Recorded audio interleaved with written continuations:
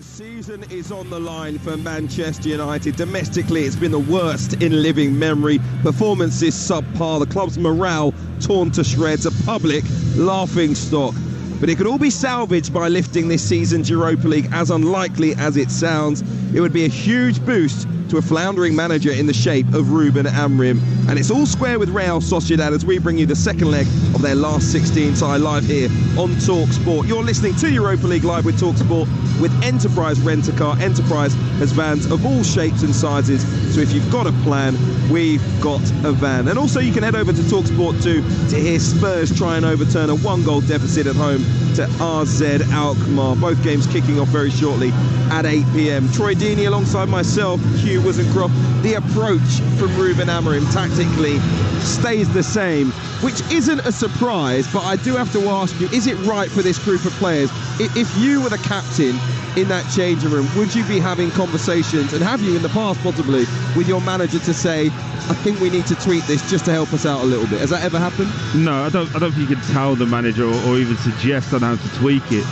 There'll be an opportunity where the manager would probably say at some point, do you understand, or what's your thoughts as a group, maybe as a leadership group, and you can say, right, we appreciate what you're trying to do, but we think in these certain actions and areas, maybe this would work better. But I think when the new manager comes in and everything's tweaking and changing, kind of as players, unless you're winning, you can't really say a great deal, because you have to keep your mouth shut and kind of deliver.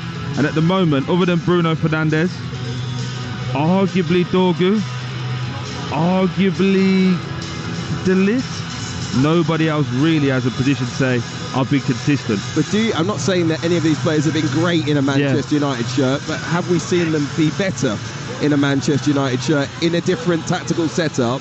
And is it then incumbent on the manager possibly to work out what suits the players, at least here in the short term? I take that point, but I think we're in a generation now where it's system coaches. This is not coaches that are thinking, right, what's the squad? How do I tweak it? How do I fix it? How do I get the best out of them? It's now come to a point where every coach is, here's what I'm doing. They're selling it to the board. Here's the team I have. This is what we're going to do. You have to back me. And, unfortunately, I think it takes away from the actual coaching levels.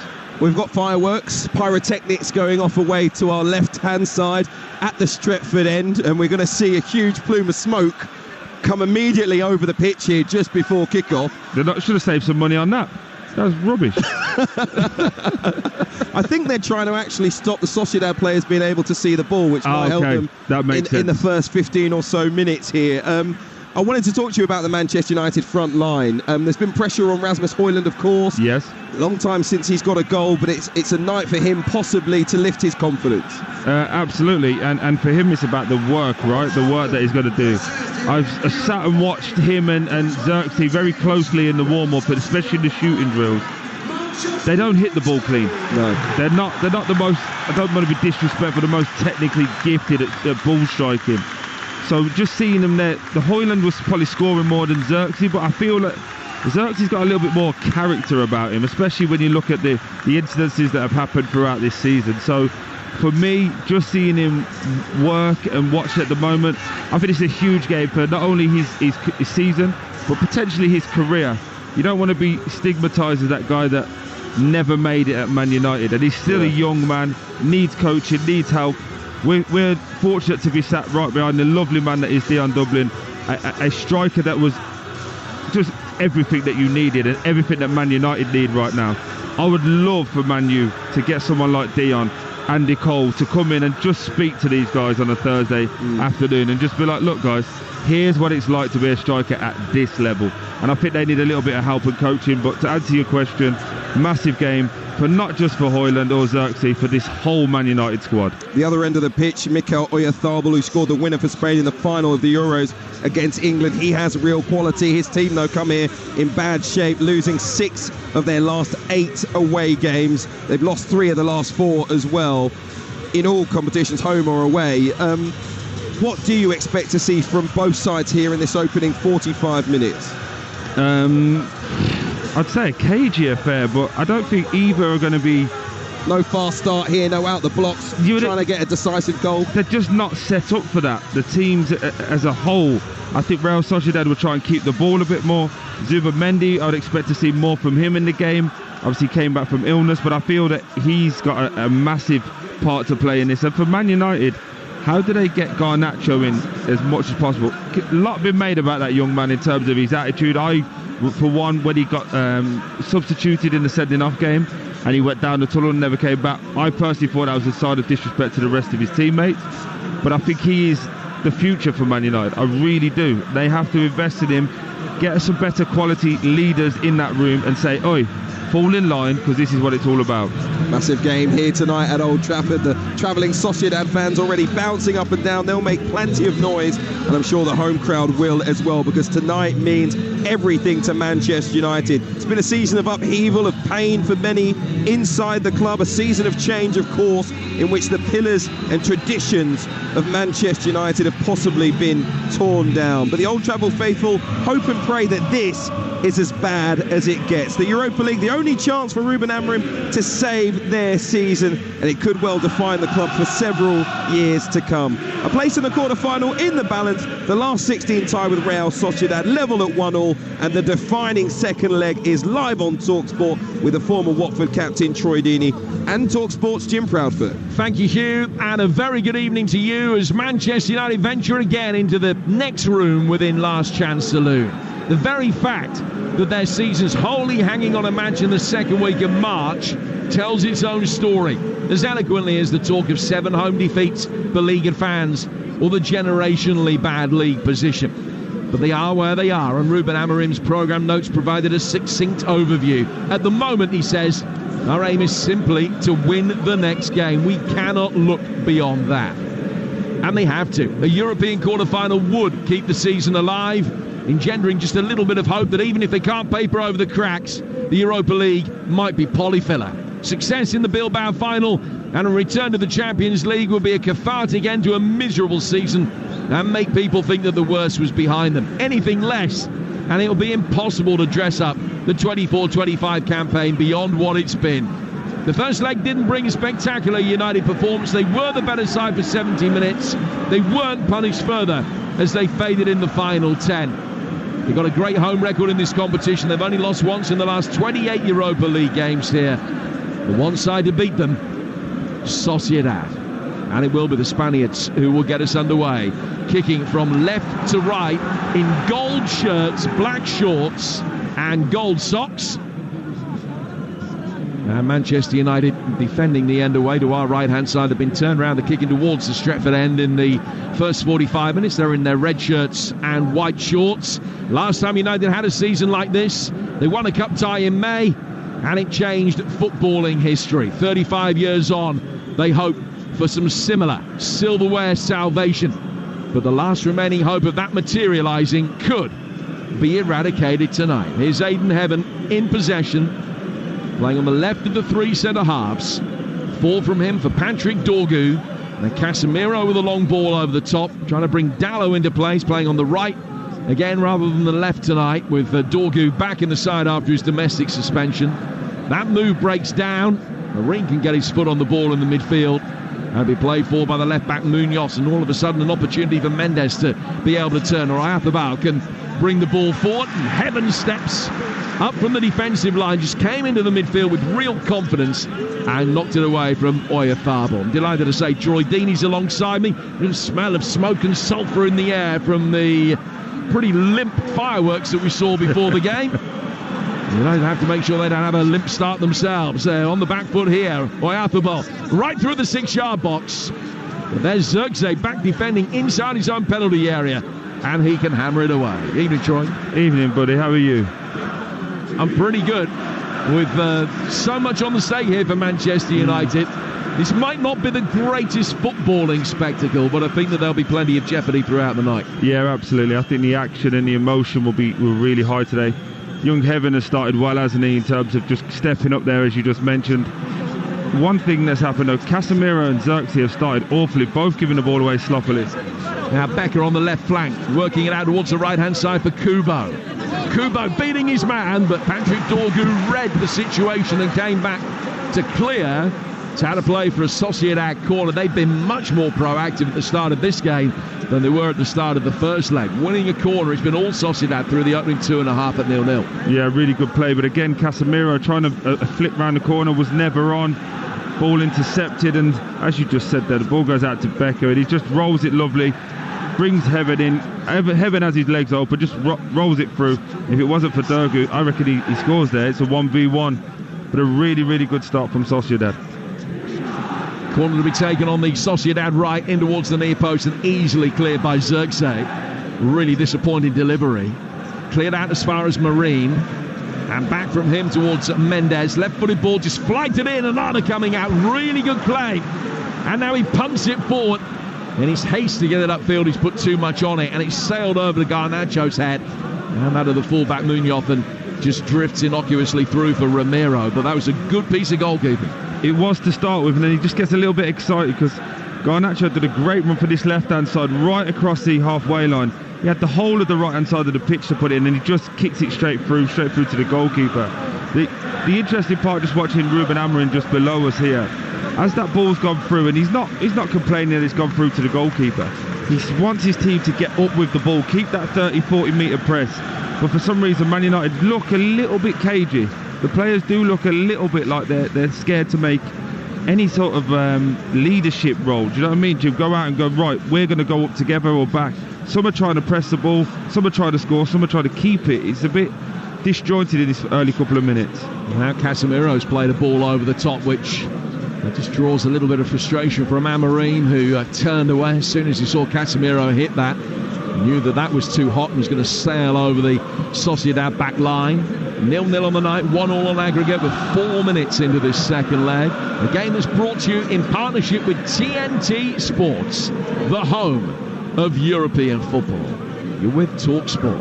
And here's Casemiro. Playing the ball out towards the right-hand side for Dallo. Garnacho can take over. He's level with the edge of the penalty area. Ball in towards the near post.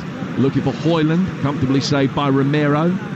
Just diving down on it at the foot of the near post. They made loads of changes for their game of the weekend, Sociedad, with a bid to keep the big hitters fresh for this. They know that they're going to finish mid-table in Spain. Their only hope of being able to get into Europe next season is, like Manchester United, by winning this competition this time around. And as a result of the changes that they made, they were beaten at home by Sevilla. But they've got a good record in European football this season. They have scored in all 11 European ties. Here's Becker, who was really dangerous coming off the bench the final quarter of the first leg. Ball towards the edge of the penalty area. Dorgu's able to chest it down. It was Kubo that they aimed for. And then Dorgu bringing it away. It's a good challenge to win it back from Bryce Mendes. And Kubo's got the ball at his feet, the Japanese international. Outside him, Elizondo with a good ball in towards the near post. And then Heaven may be guilty of ball watching. The ball ends up just rolling onto the roof of the net. There's a Sociedad player down at the near post, having made a run to try and get in there. I think it's Oyarzábal who's down injured. But that was a nervy moment for Aiden Heaven. Started well, started his Manchester United career very well, but just got caught in two minds there. He's got away with it, and it's going to be the goal kick, the restart play with 6 gone at 0-0. I just think it was Dorgu who got caught on the ball. I think the perfect encapsulation of this Man United team there was happening with Real Sociedad. As soon as Dorgu tried to run away and take the Man United team 30 yards up the pitch, he was harassed by 4 players. They win the ball back quick. He had 1 player in Zirkzee to try and pass the ball. The rest were standing and watching. Turner of the ball. And it looks like as that ball's just being played in behind there, it is offside. But he just gets on the opposite side of De Ligt. And De Ligt just catches the striker for Sociedad. How do you say his name? You've got a lovely way of saying it. Oyarzábal. That way, yeah. Oyarzábal. Does that sound right? Top man. There you go. That's the Birmingham version of Madrid there. Mikel to his mates, which might be easier. There's going to be Anana who will... I think they're checking if that's a pen. They are checking for a potential penalty for the challenge by De Ligt on Oyarzábal. And the fact that the check is still going on is maybe a source of concern for United. The VAR is the Frenchman Willy Delahaut. I just wonder whether he's going to be calling the referee Benoit Bastien over to the monitor in a moment. De Ligt and Oyarzábal have Also talking about the incident, just in discussion with each other. De Ligt is protesting his innocence. He doesn't look unduly concerned, actually, with a nervy grin on his face, and the referee is being called over. Now, this is ominous, because we've seen so many times, particularly in European games, one look at a monitor and they're often going to be reversing their original decision, and this could well be a penalty to Manchester United. So Benoit Bastien is having a look at the incident. There was a cross that came in from the right-hand side after the ball had just got back in behind Heaven. It crept underneath his right foot. Oyarzabal going towards goal. De Ligt is coming in from his right-hand side. And in trying to play the ball, as he clipped the ankle of the Spaniard first. Just watching the replay in front of us. Well, we're watching the ref watching the replay. The fact that he's looking at it so many times, it's a little bit like Atletico last night. You can't see the contact. It's the same time, and he's given a pen. He has given a penalty. And you're absolutely right. It has to be a clear and obvious error. The way that he looked at it and inspected it so many times would suggest it wasn't quite that. But a penalty to Real Sociedad, a yellow card for De Ligt, and 8.5 minutes in, a massive moment in Manchester United's season. It's honestly awful decision. Now all you have to do as a striker is literally get there first. De Ligt has literally gone to kick the ball. There's nothing he can do anywhere else on the pitch. That's carried on like it was. VAR getting involved. That's not a foul in my opinion, Jim. Anyone who's played the game will tell you that's not a foul. Man United again giving away another penalty. Tough. It's a tough one, that. Well, he scored from the penalty spot in the first leg. The goal that made him Sociedad's all-time leading European goal scorer. Now Mikel Oyarzabal with the opportunity to score in the away leg and give Sociedad the aggregate lead. And he's got in the bottom right-hand corner and done exactly that. Delirious delight away to our right-hand side. The travelling Sociedad supporters, they lead by 1-0 on a ground where they have never conceded on their previous visits. Mikel Oyarzabal went to Onana's right in the first leg. He's gone the other way, drilled low and hard into the bottom corner tonight. It's Manchester United 0, Real Sociedad 1, 2-1 to Sociedad on aggregate. And there is some serious work to do. At a moment, Jim, where you need your captain, your leader, Oyarzabal comes in. What a penalty that is. So calm, so composed. Never gave you that impression, did he, that he was ever going to miss it. Pure, calm, collected. Rolls it into the far corner. Sends Onana the wrong way. What a finish. A night when Manchester United simply cannot contemplate defeat. Their season over if they lose here, and they are a goal down inside the opening 10 minutes. The two sides last met in the group stage, with both sides winning the away game 1-0, and it was a penalty that night for Sociedad as well. Brais Mendes, who's playing tonight, scored the winner then. But it's his captain Oyarzabal who has given Real Sociedad the lead tonight. And those Sociedad supporters, their team playing in gold and black tonight, but they're in their traditional colours of blue and white away to our right-hand side. Scarves being waved frantically, anxiously around their heads. It's a magnificent spectacle. And Manchester United supporters stunned into silence. 11 gone. 1-0 to Sociedad here on Talksport. Just watching Amorim down in front of us here, Jim, it's something that he spoke about a couple of weeks back, about the poor start. Do you remember he was complaining that they have to keep hamstringing themselves and trying to get after it? Just watching him now, he's the one trying to lead this team and put a bit of life into them. They've started poorly. We said Casemiro, Xerxes started poorly.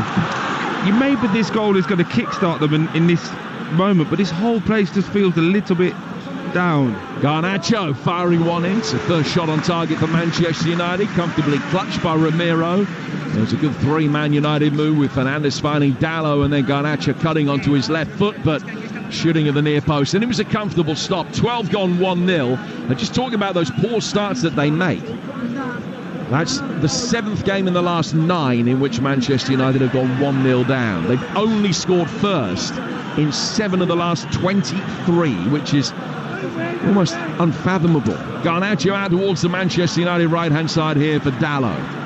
High right-footed ball in. Dorgu heading it back across the face of the 6-yard box. Zirkzee, the closest to it, couldn't get there to turn it in. That was better. The home crowd respond. Something tangible to infuse them on what's already been a poor night. Here's Mazraoui for Manchester United. 2-1 down on aggregate. Casemiro with the ball on the top. Fernandes hooking it in. Oh my God. Højlund can't bundle it in. That has to be a penalty. Has to be a penalty. And it is. Højlund lying down on the goal line. His Manchester United teammates racing over to him to congratulate him. Sliding challenge coming in on Højlund, who toe poked it at the goalkeeper, but under duress, caught from behind. Big appeals from the Sociedad players. That certainly looked much more of a penalty in real time than the one did that was given at the other end. But the on-field decision is penalty. It will, of course, be checked. But you would imagine that that decision will stand, and United will have an almost immediate opportunity to get themselves back on level terms again from the spot.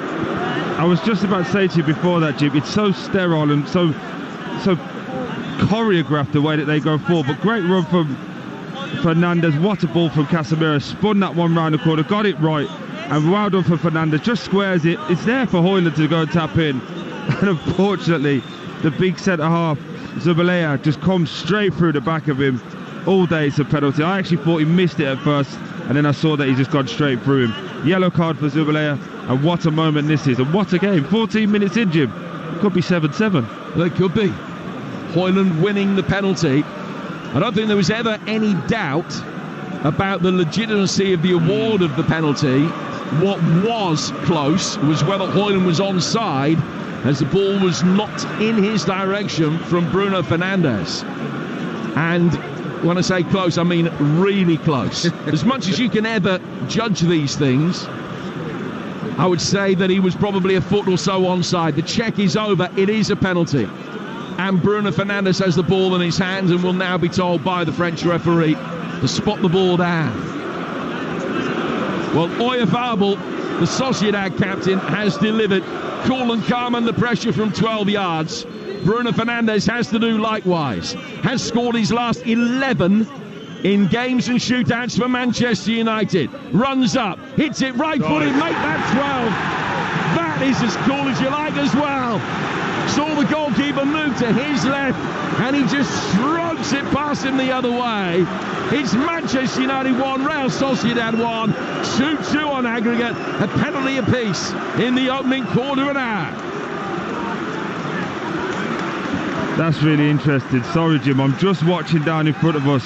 Really good penalty from Fernandes. Again, cool, calm and collected. Sent the keeper the wrong way. Really interesting. I was thinking, why isn't everyone running to Fernandes when he scored? There's 3 or 4 run over. Just watching Amorim and Casemiro, both giving each other a little bit of a I told you so at each other. Neither of them saying well done for the goal. And Casemiro turned away frustrated, and Delat had to come over and hug him and say everything was fine. Really weird interaction just happening down below. I like to watch the managers to go, how are they feeling? Do they need to get into it? And with that moment of this should be a game to get after it, Casemiro's trying to get back, and Amorim's trying to tell him to go and celebrate with his teammates. Really, really weird moment, Jim. But Man United 1-1, back in the game. That's the 3rd successive home game in which Bruno Fernandes has scored. 1-1. Let me tell you about goals elsewhere. Lyon leading FCSB by a goal to 0. So they're 4-1 up on aggregate, and they play the winners of this tie. Fiorentina 1, Panathinaikos 0. That's in the Conference League. That's 3-3 on aggregate. Real Betis leading at Victoria Guimarães by a goal to 0. They're 3-2 up on aggregate. In League 2, Bromley's Ben Thompson has given the Kent side the lead at home to Walsall. That's 1-0. And half-time in extra time in the Conference League game. An extraordinary match between Lugano and Chielia, which is 4-4 on the night. And Chielia are a goal up on aggregate. I've lost count of what the aggregate score is in that, but they are a goal up. Throw to be taken on the Real Sociedad right-hand side. We're 17 minutes in here at Old Trafford. It's Manchester United 1, Sociedad 1. Bruno Fernandes equalising on 16 minutes from the penalty spot.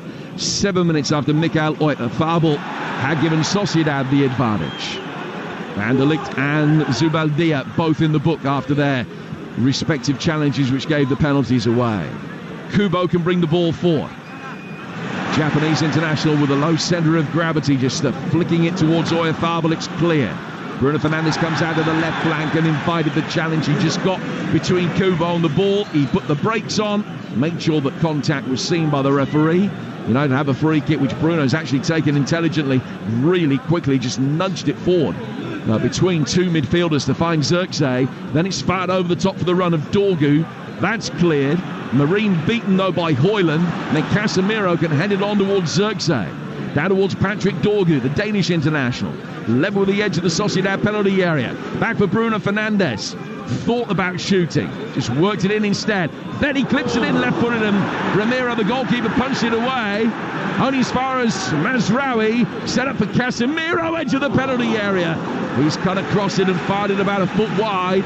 And United have a man down, injured, inside the Sociedad penalty area. Some game this, 18 gone, maybe not immersed in high quality, but certainly plenty of drama. Yeah, it's great ball in again. Bruno Fernandes now trying to take hold of this game. Little 1-2 on the edge of the box with Dalot.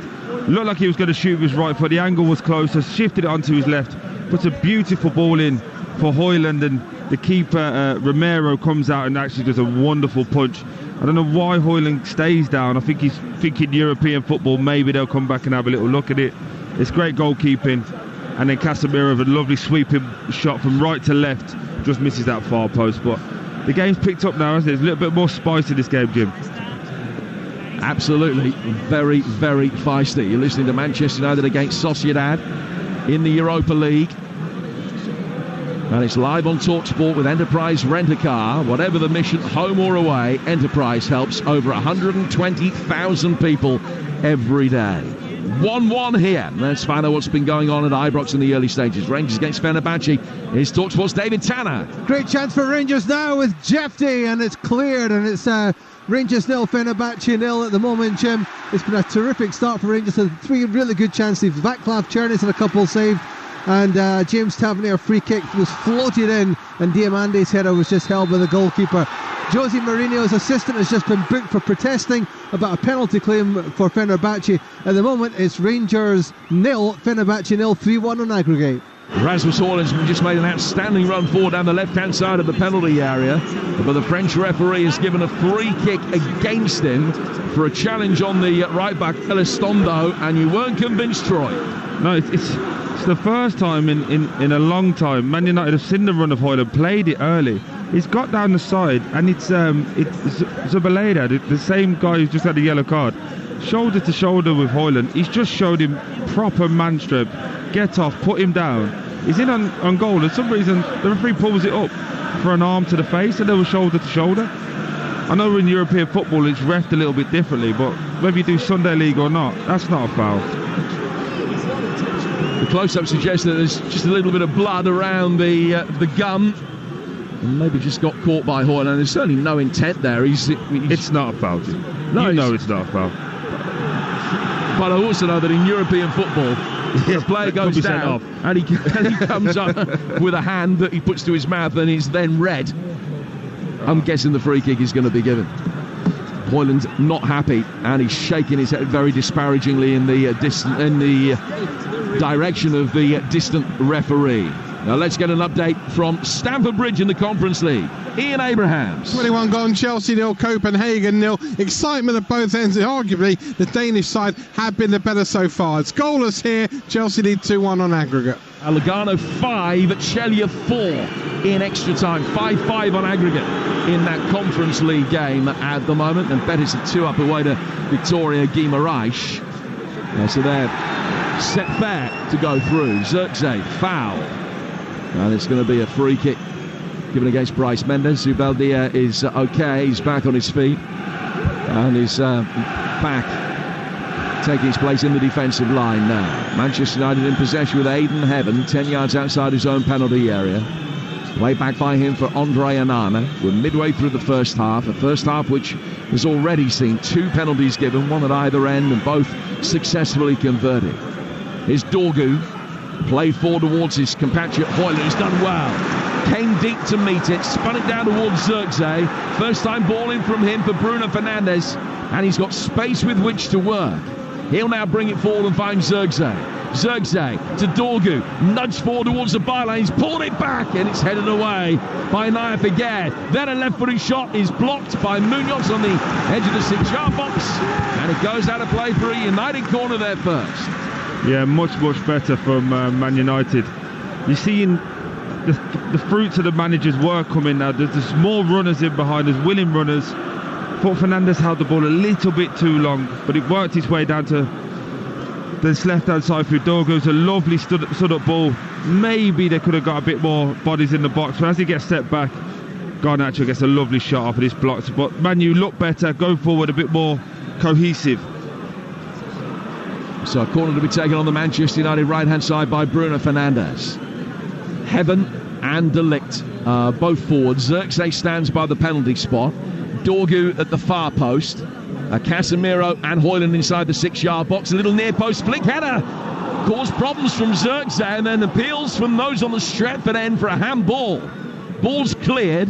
Back in again from Bruno Fernandes. That's cleared as well. Mazraoui picks it up. Dorgu's first touch wasn't great. His second was a tackle, but a good tackle. Brought him into shooting territory, but he's cut across the ball and fired it way wide. 24 gone. It's 1-1 and 2-2 on aggregate. Yeah, last 10 minutes been much better for Man United. Looks like Real Sociedad have need a breath. They need to try and get a foothold in this game. It's been all Man United. Don't think we've actually looked to our right-hand side into the Man United half in the last 10 minutes. It's been excellent for Man United, but Real Sociedad will feel that they need to do a little bit more, and Man U need to turn the screw in this moment of the game. Clearance taken by the Sociedad goalkeeper Ramiro. De Ligt will head it back towards halfway. Who got the last touch on that? It was Dorgu. He was trying to shepherd the ball over the line. Clearly felt that it wasn't he that had touched it. The officials thought otherwise, and Elizondo will come across to take the throw. Sociedad have played 5 away games against sides in the top 9 of La Liga this season. They've lost all 5 without scoring. So they haven't got a great away record. They have lost 5 of the last 6 on the road. They're looking for another penalty here as Kubo rolls it forward into the path of Mendes inside the penalty area. But there's never any chance that was going to be given. And it will be a goal kick that will restart proceedings for Manchester United. 25 minutes in. Heaven, backing his footballing ability, did really well. Just turned and played out. Got away from Oyafabel, having been played in by Onana. Heaven then put under pressure by Oyafabel again, and he's just nudged it past him again.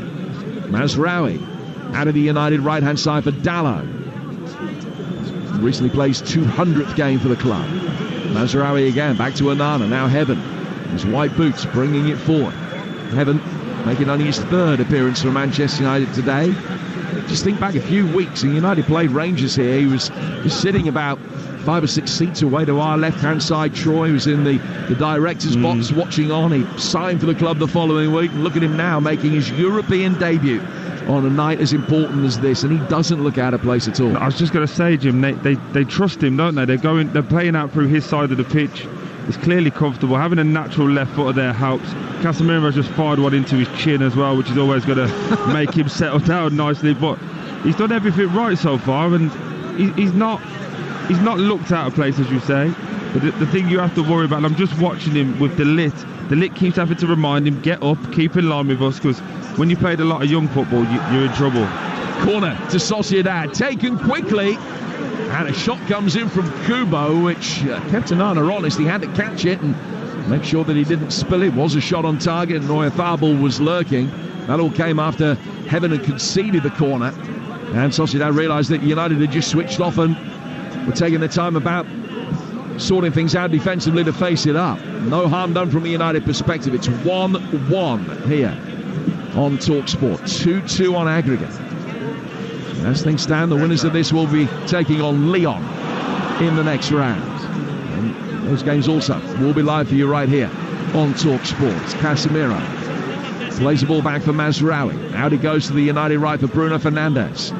Ball in from him a little bit too low and flat, and it was easily headed away. Casemiro and then Bruno both go for the same ball in the midfield, and it ends up at the feet of Kubo.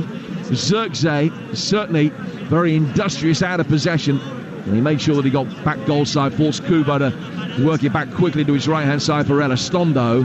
And now Zubaldia and Agad will try and play out from the back for Real Sociedad. But it has been a good response to the early concession of the penalty. I think Amorim will be happy with that. Absolutely. I think Jim actually settled them down as well and allowed for them, Man United, to realise this was, we're going to have to go on the front foot here. It was a bit of nervous energy that first 5 or 6 minutes, wasn't it?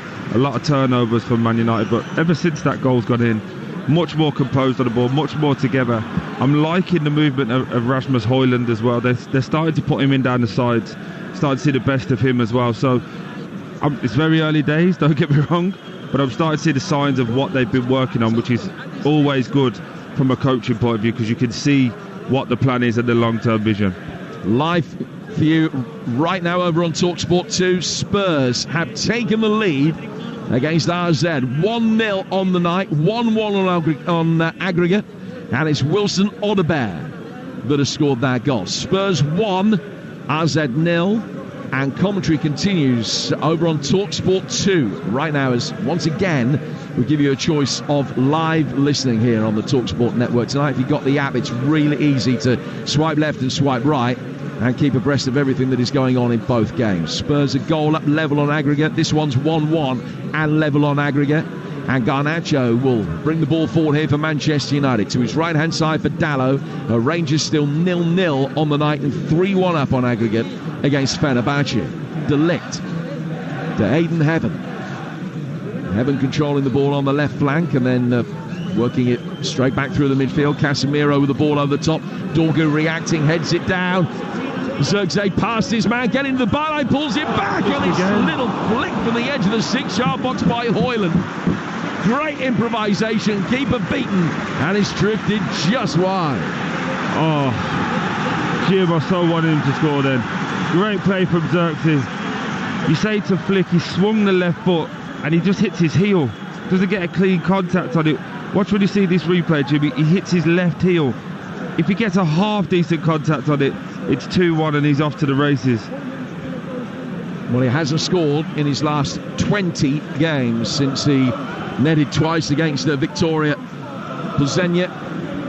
He scored twice in that game. He has scored 5 goals in Europe this season, including 4 in his last 5 continental ties. Arguably should have extended that run there and put Manchester United back ahead on aggregate.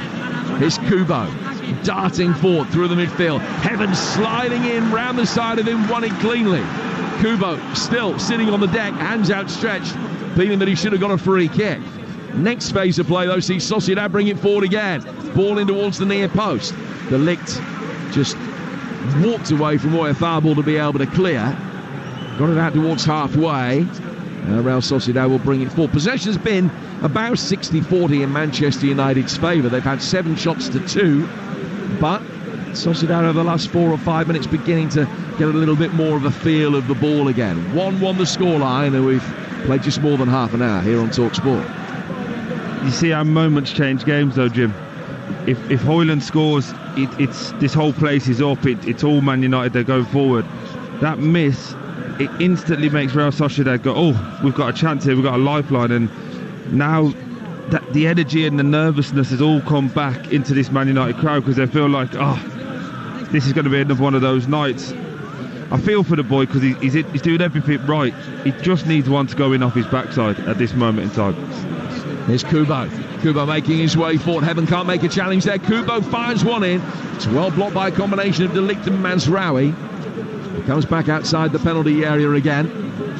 Marine and Becker, who hasn't been anything like as potent tonight as he was in his appearance as a substitute this time last week, where he really caused problems for Manchester United, but he's hardly been played in. Over on the left flank tonight so far, Geraldo Becker, the Surinamese international. They've worked the ball all the way back to their goalkeeper, Romero. And now it'll be fired right-footed, just an aimless one over the top of Oyarzabal. And it'll drift through towards Andre Onana. 13 to go to half-time, and here's Troy Deeney.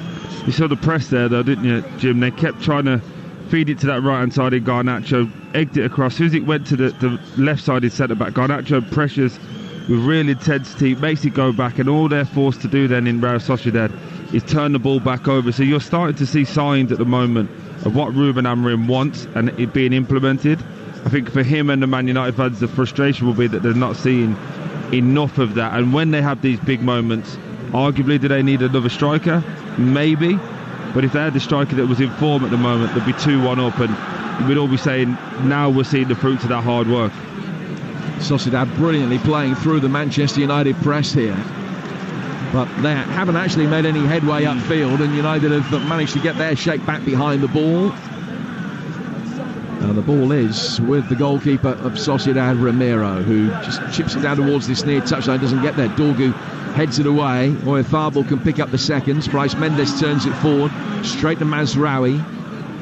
And then Bruno will take it back to a position where he's the deepest of United's outfield players and lay it back to his goalkeeper. So United on level terms on aggregate, so too Spurs. Rangers, though, still 2 goals up overall. And here's Talksport's David Tanner.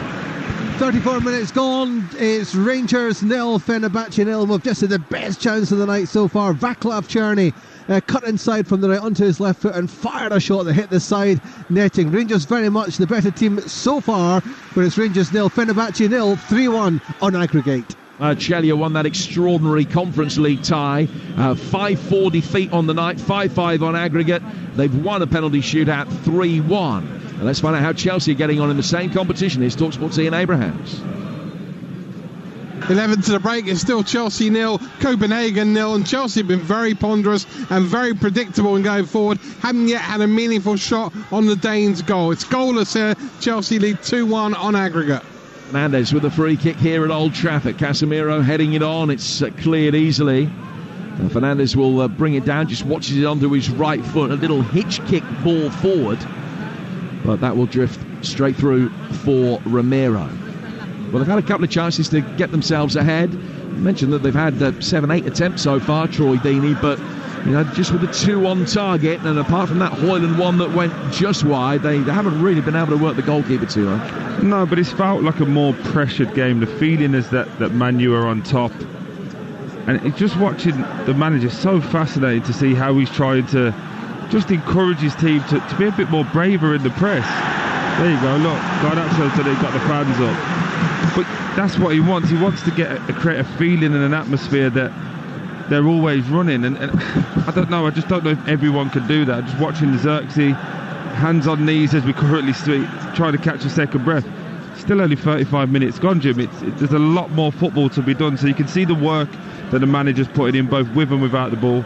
But currently, probably a little bit more frustrating that they haven't gone on to go and get that second and third goal, which you'd probably argue they need, right? I would definitely argue that they need it. Yeah, I feel like Real Sociedad are going to come back again at some point and try and do a little bit more in this second half, and maybe the subs will be part of that. But for right now, it's all Man U. They need to go in winning because of how dominant they've been since that penalty went in. Yeah, my gut feeling is that if United don't score again, they will be out. Dorgu has won a free kick here. This is a tie that you could see going all the way to penalties, and I just wonder how emotionally scarred United would be, having lost the shootout here in their penultimate game here, when they were beaten by Fulham in the FA Cup. Heaven has shown his faith in his goalkeeper's footballing ability by playing one at pace through the 6-yard box, but Onana got it away. And it's brought forward by Munoz, the left back for Sociedad. He's flicked it off Fernandes and out for a throw, which will be taken midway inside the Manchester United half. Manchester United 1, Real Sociedad 1 here on Talksport. Oyarzabal on 9 minutes from the penalty spot after a foul by De Ligt on him. And then Bruno Fernandes 7 minutes later after a foul by Zubeldia on Højlund. 2 penalties inside the opening 16 minutes. We've had another 20 minutes since then. Still 1-1 and 2-2 on aggregate. Spurs a goal up on the night. 1-1 on aggregate. Rangers and Chelsea 0-0 in their respective games, and both going through as things stand right now.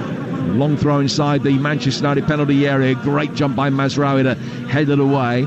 Fernandes tucks it back into his own box for Dalot to clear. His clearance not as far as he would have liked. Casemiro then tries to elegantly bring the ball down with his back to the direction of play, played it back, and then it was his work forward past Fernandes. He took the ball on the turn quite magnificently.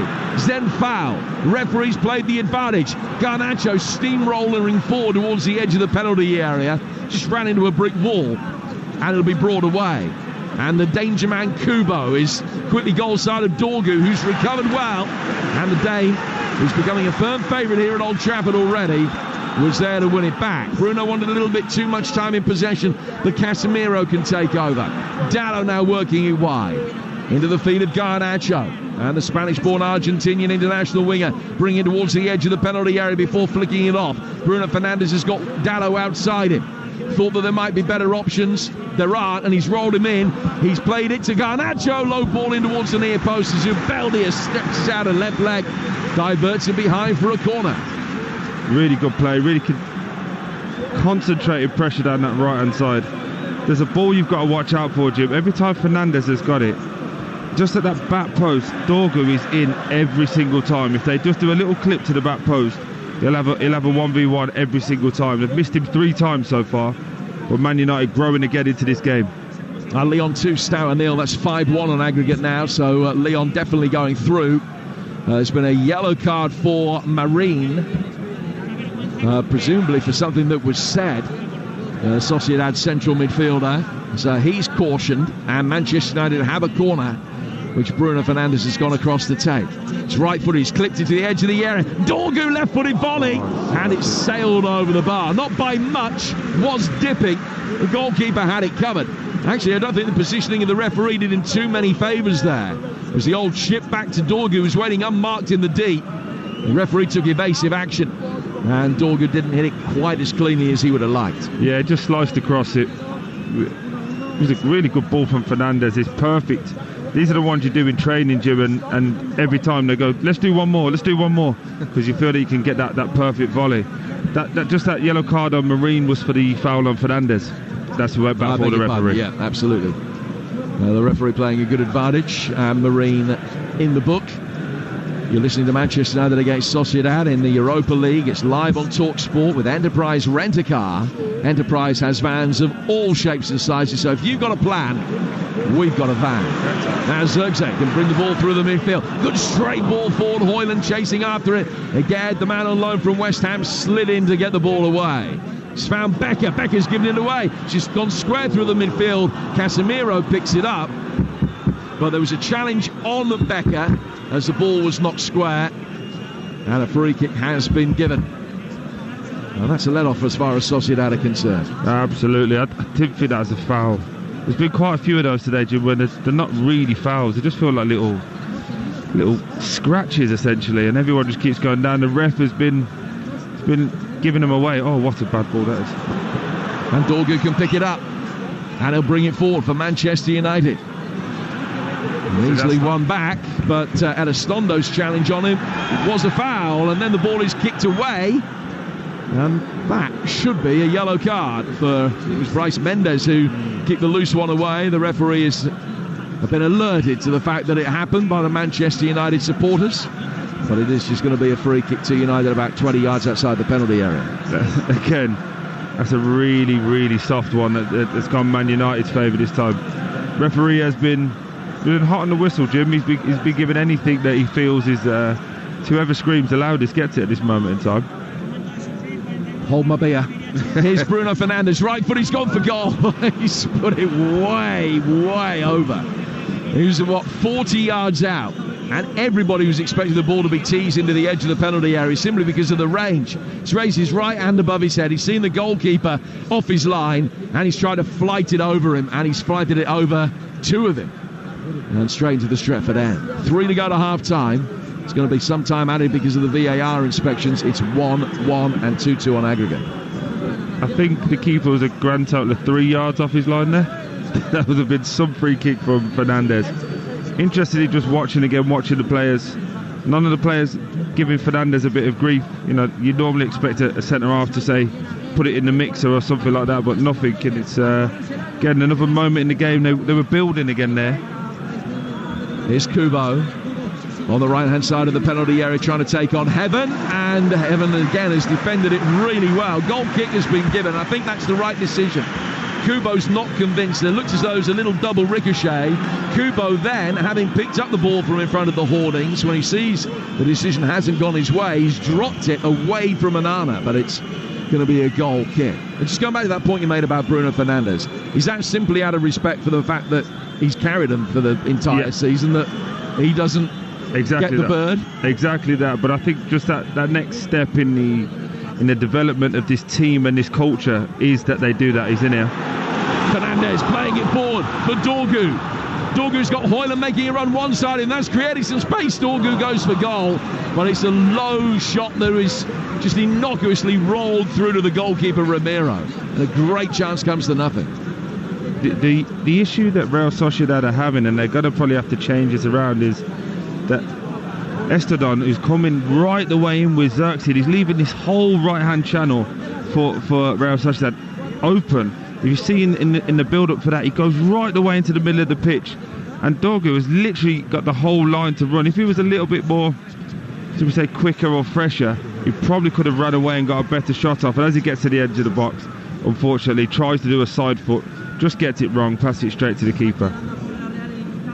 Apache Dorgu's got a bit of defending to do here, potentially, as Elizondo takes a throw over him, and then it's played back to Elizondo again. Oyarzabal will take over. Dorgu nudging it back inside his penalty area to get it away from his man, and then Zubimendi tries to get in.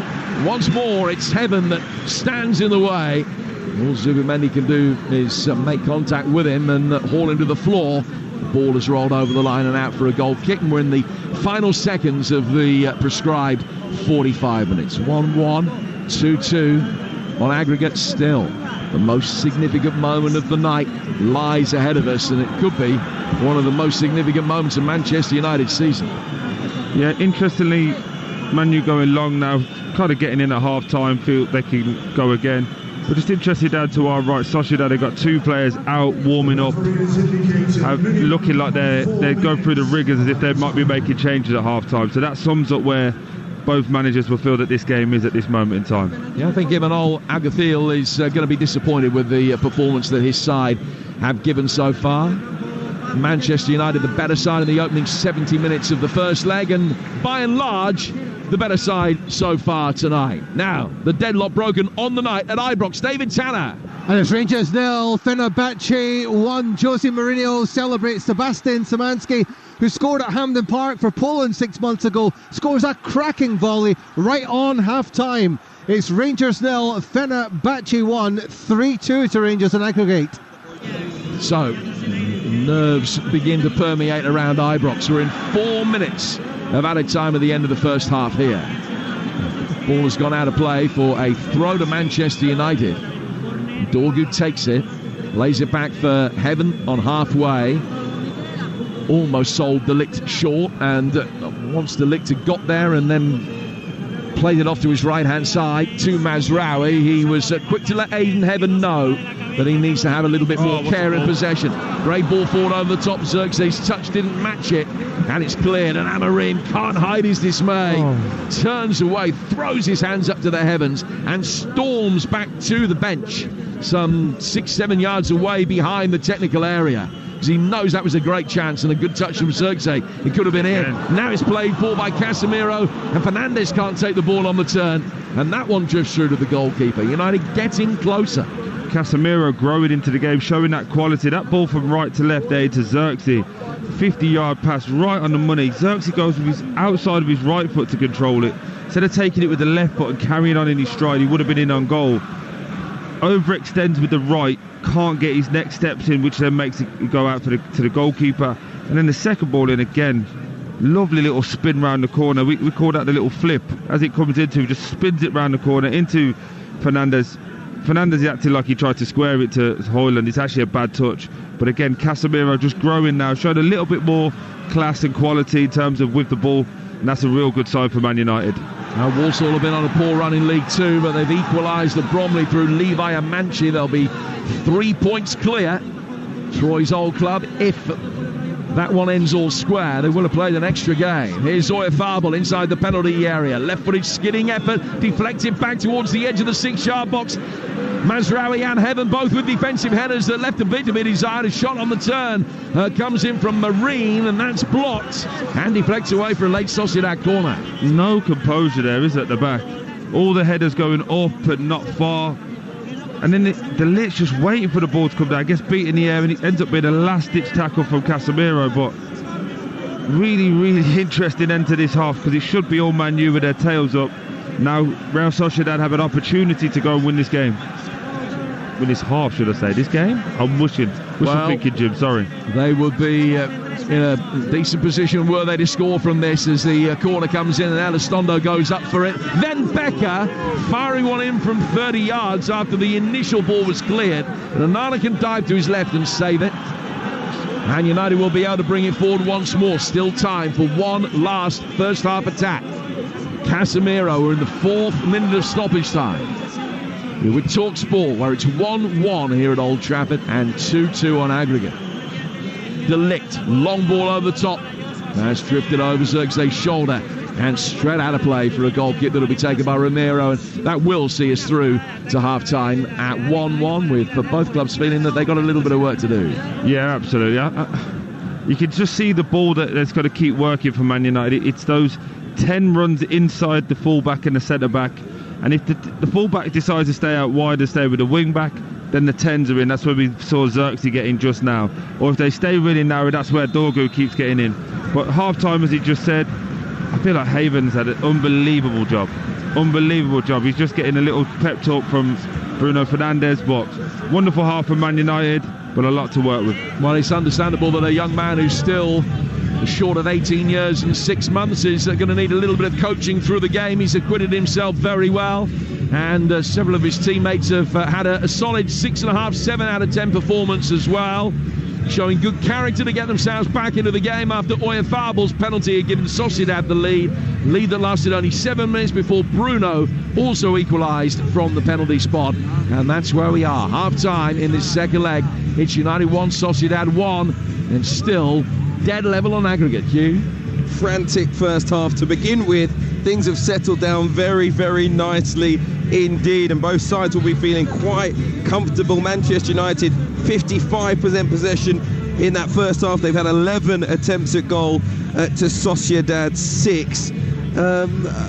Listen, obviously there was a huge moment to begin with, and you wondered whether it was going to be a very long evening, a very painful evening for Manchester United. I feel they were harshly done by, I have to say, Troy. Oyarzábal knows what he's doing. He's clever, he's smart.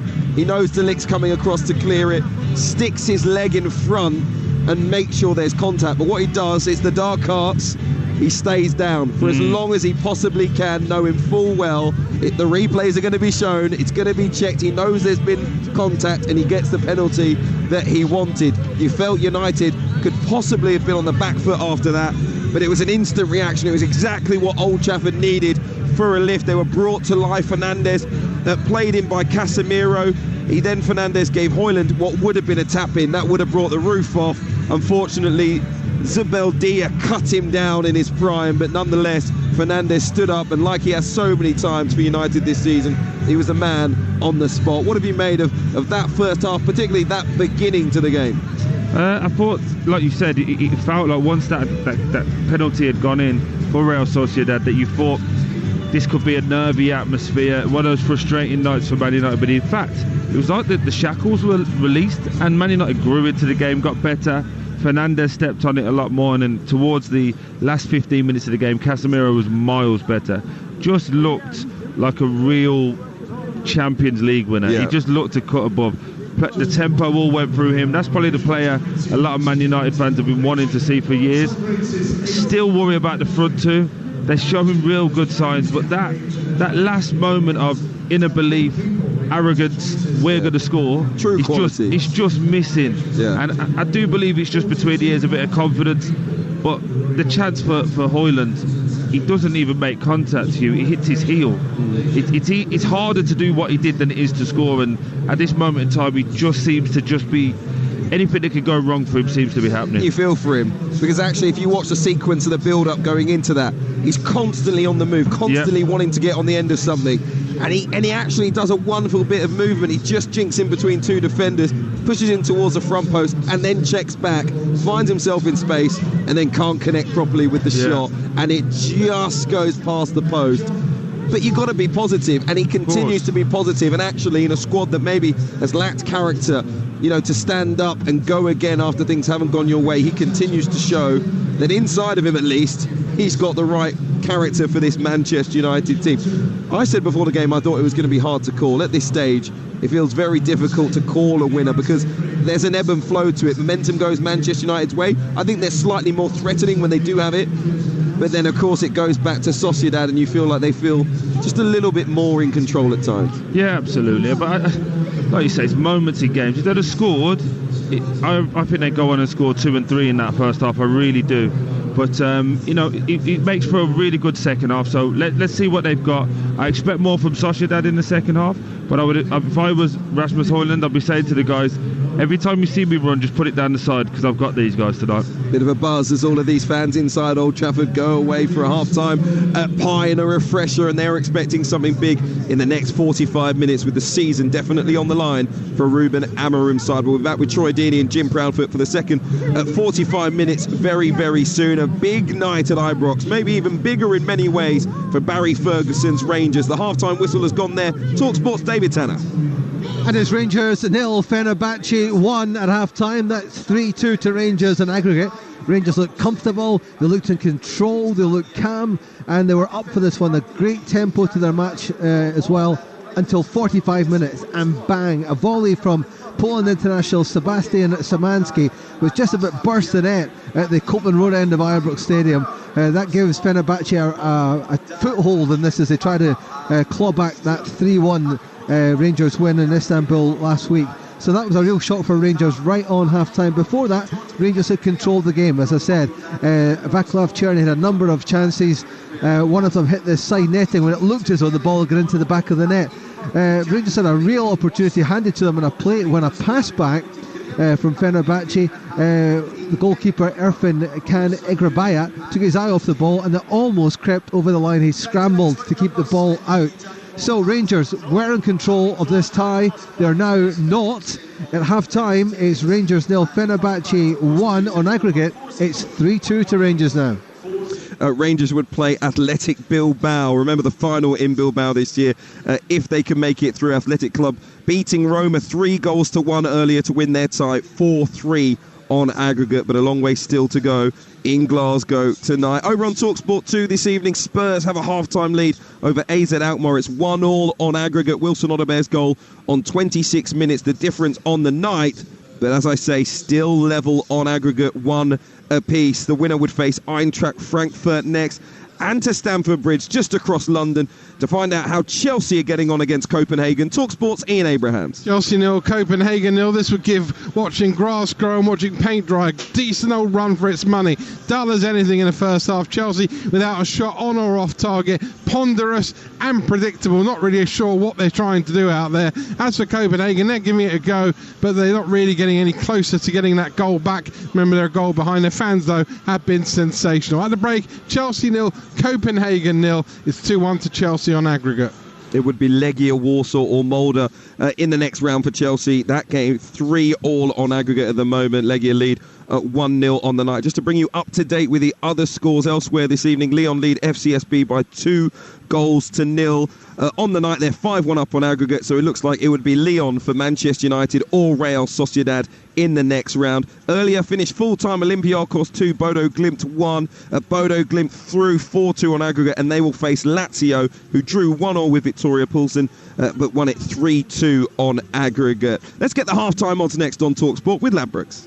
Odds update on Talksport with Ladbrokes. Get money back as a free bet up to £10 if one leg of your Football 5+ acca lets you down. Pre-match straight line accas only. Odds of 3-1 or greater. 18+ gambleaware.org. Well, Manchester United to win the game is now 5-4. It's definitely in the balance. The draw 13-10, and a Real Sociedad win inside 19 minutes is 18-5. The next goal scorer of Manchester United's Bruno Fernandes is in at 7-1. You wouldn't bet against him putting a set piece in this evening after scoring a penalty in that first half. And Mikel Oyarzabal, who did the same for Sociedad, is 17-2 to get a second in the game up next. Those are the latest odds with Ladbrokes. It's 18+. BeGambleAware.org. Odds update on Talksport with Ladbrokes. Supercharge your odds with our Odds Boost button. Selected markets applies to first £50 of stake. Terms apply. 18+. GambleAware.org. You're listening to the Europa League live on Talksport with Enterprise Rent a Car. You can rent from the best lineup in the UK. Enterprise has 450 branches with all the vehicles your business needs. As it stands at the break, Rangers and Chelsea are heading into quarter-finals in Europe, but it's all to play for Spurs over on Talksport 2 and here for Manchester United at the break. United 1, Real Sociedad 1. Kick off on Talksport with Ladbrokes. Get money back as a free bet up to £10 if one leg of your Football 5+ acca lets you down. Pre-match straight line accas only. Odds of 3-1 or greater. 18+ gambleaware.org. Power up your business with Peugeot's new LCV range at our professional days. Our new all-electric vans offer plenty of range to get you from A to B, up to 20 driver assistance systems and complete connectivity. Buy a new Peugeot van between the 17th February and 17th March and you'll get a £750 saving plus a free home charger with standard installation for all-electric vans. Peugeot. Business powered. Valid from 17th Feb to 17th March 25. Saving on OTR price. Business users only. Selected stock. Participating retailers. Full T's and C's apply. Visit Peugeot.co.uk. This Cheltenham is back with BetMGM. This is the greatest show on turf, Vegas style.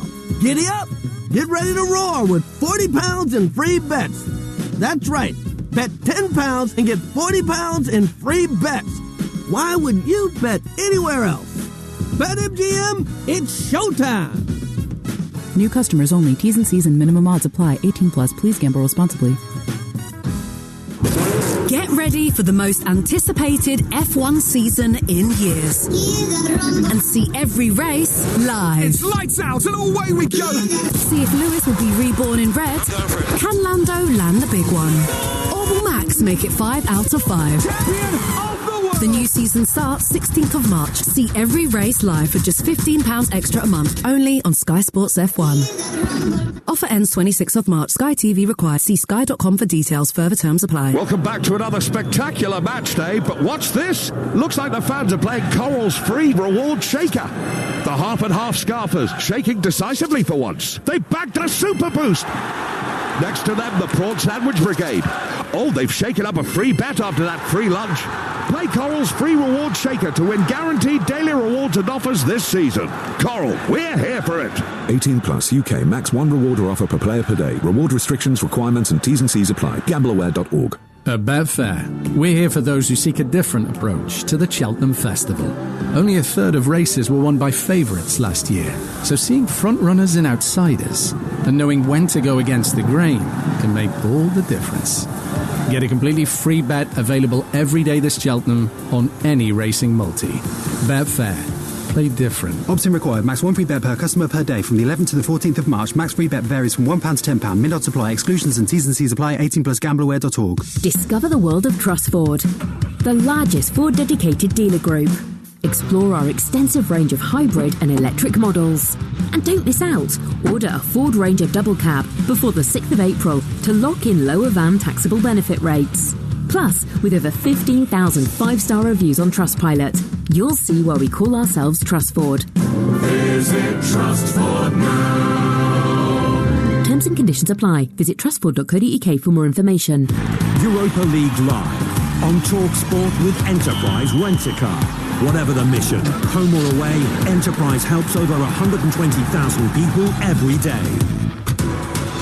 On 1089 and 1053 medium wave, on DAB, online and on your smart speaker. Oh, what a finish! The Europa League live on Talksport.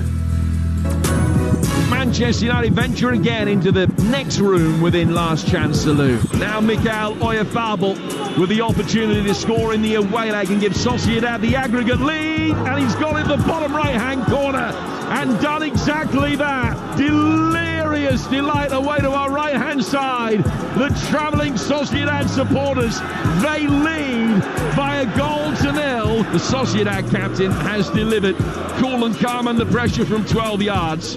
Bruno Fernandes has to do likewise. Runs up, hits it right-footed, make that 12.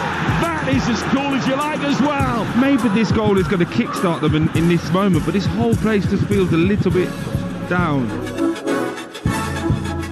3 of the 4 goals in the tie have been scored from the penalty spot. Tonight it's Bruno Fernandes who cancelled out Mikel Oyarzabal's opener, both from the spot. It means it's Manchester United 1, Real Sociedad 1, live on Talksport. 2-2 on aggregate with a massive 45 minutes on the way as Manchester United look to save their season for now, at least. This game brought to you in partnership with TNT Sports, the home of European football. And over on Talksport 2, remember, still level between Spurs and RZ Alkmaar. Spurs lead by a goal to nil on the evening, 1-1 on aggregate. Rangers lead over Fenerbahce has been reduced to just 1 at Ibrox, and Chelsea still a goal up over Copenhagen in the Conference League. And a reminder, our coverage of the Cheltenham Festival continues on Talksport at 6 o'clock tomorrow morning.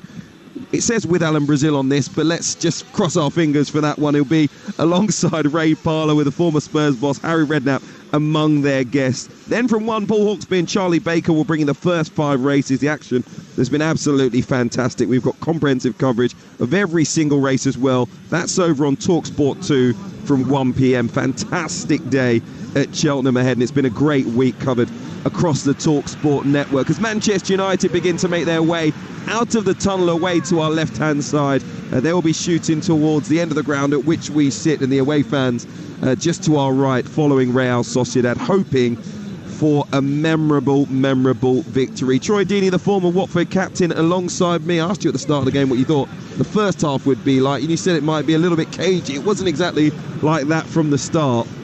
At what point do nerves start setting in if this stays the same and both sides start thinking about the possibility of extra time? Do you feel like that will be in the back of their minds? Yeah, not at this moment. Probably more like 75, 80 minutes in, that starts to become a question. But I feel like the longer the game goes, the better it suits Real Sociedad, to be totally honest with you, just because of the lack of options that Man United currently have on the bench from an attacking point of view, what they can do to change anything. For Sociedad, they will feel they can do better, but Man United have to start this game with a real intensity and get this crowd back on side. We are back underway. Manchester United 1, Real Sociedad 1, 2-2 on aggregate in the company of former Watford captain Troy Deeney and Jim Proudfoot. And United kicking from left to right, red shirts, white shorts and black socks. And in possession on halfway with Matthijs de Ligt, who fires one forward towards the edge of the Sociedad penalty area. La Real playing tonight in their change kit of gold shirts, black shorts, and kicking towards the Stretford end in this second half. We'll run through the two teams for you presently. Here's Aidan Heaven in possession for Manchester United. And knocking it square to his right-hand side for de Ligt. De Ligt to Mazraoui. Manchester United 1, Real Sociedad 1. The score, it's 2-2 on aggregate. Real Sociedad in the bottom half of La Liga. Lost 3 of the last 4 games in all competitions, but United finding them a tough nut to crack tonight. Dalot, right-footed ball inside the penalty area. It's headed away by Agued and will come back out towards the touchline where Dalot watches it over the line in a circumspect manner. It's gone out of play for a throw. The camera of the pitch not doing him any favours here, as he wants a decent run-up to be able to launch a long one, but it does fall away from beneath your feet pretty quickly. He's arched the throw inside the penalty area. Heaven went down. He's claiming he was pushed. Loose ball breaks Garnacho's way. Bruno Fernandes chips it over the top. That one is headed away on the edge of the 6-yard box. Dorgu's won it back outside the penalty area. Now right-footed ball clipped in. Now that's cleared by Agad from the penalty spot. Breaks down towards Becker. Dallow can stick a foot round him to win it back. Mazraoui coming forward.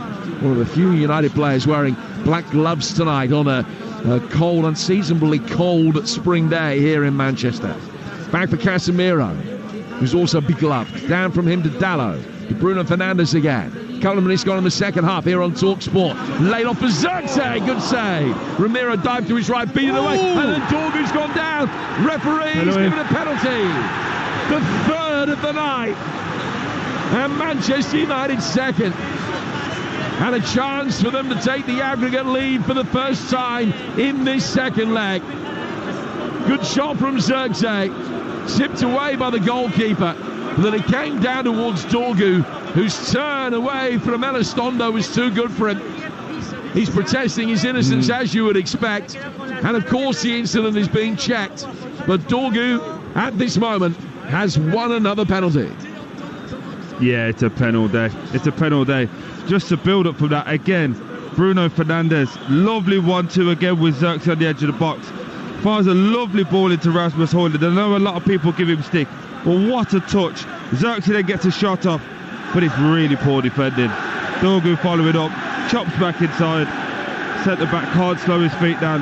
It's a penalty all day long.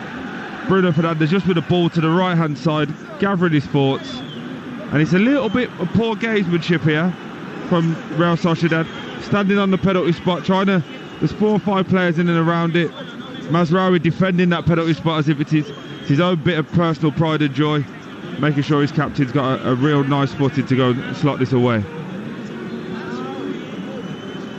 Well, Tottenham have doubled their lead on the night and have an aggregate advantage against RZ with a James Maddison goal live on Talksport 2.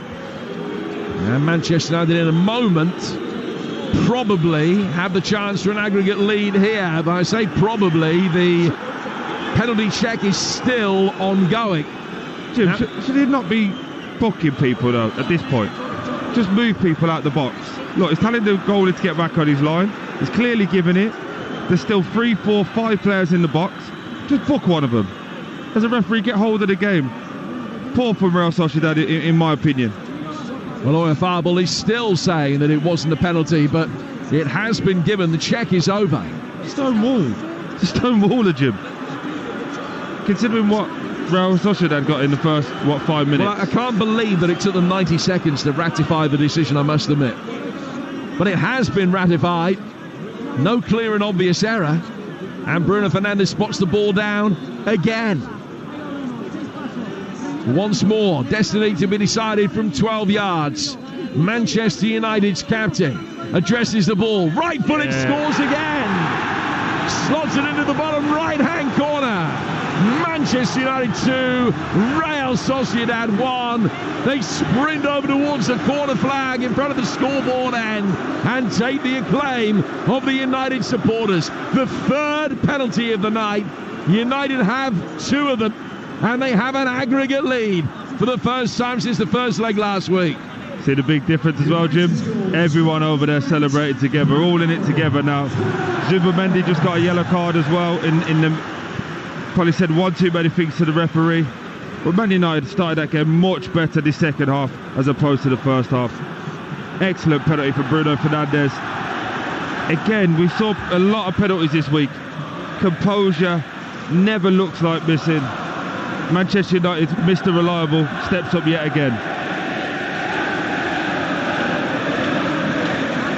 And listen to the difference that it's made in the noise and the atmosphere here at Old Trafford. Because now they believe all they have to do from here, with 40 minutes to go, is protect the lead, keep things tight, don't concede another goal, and they are through to the European quarter-finals.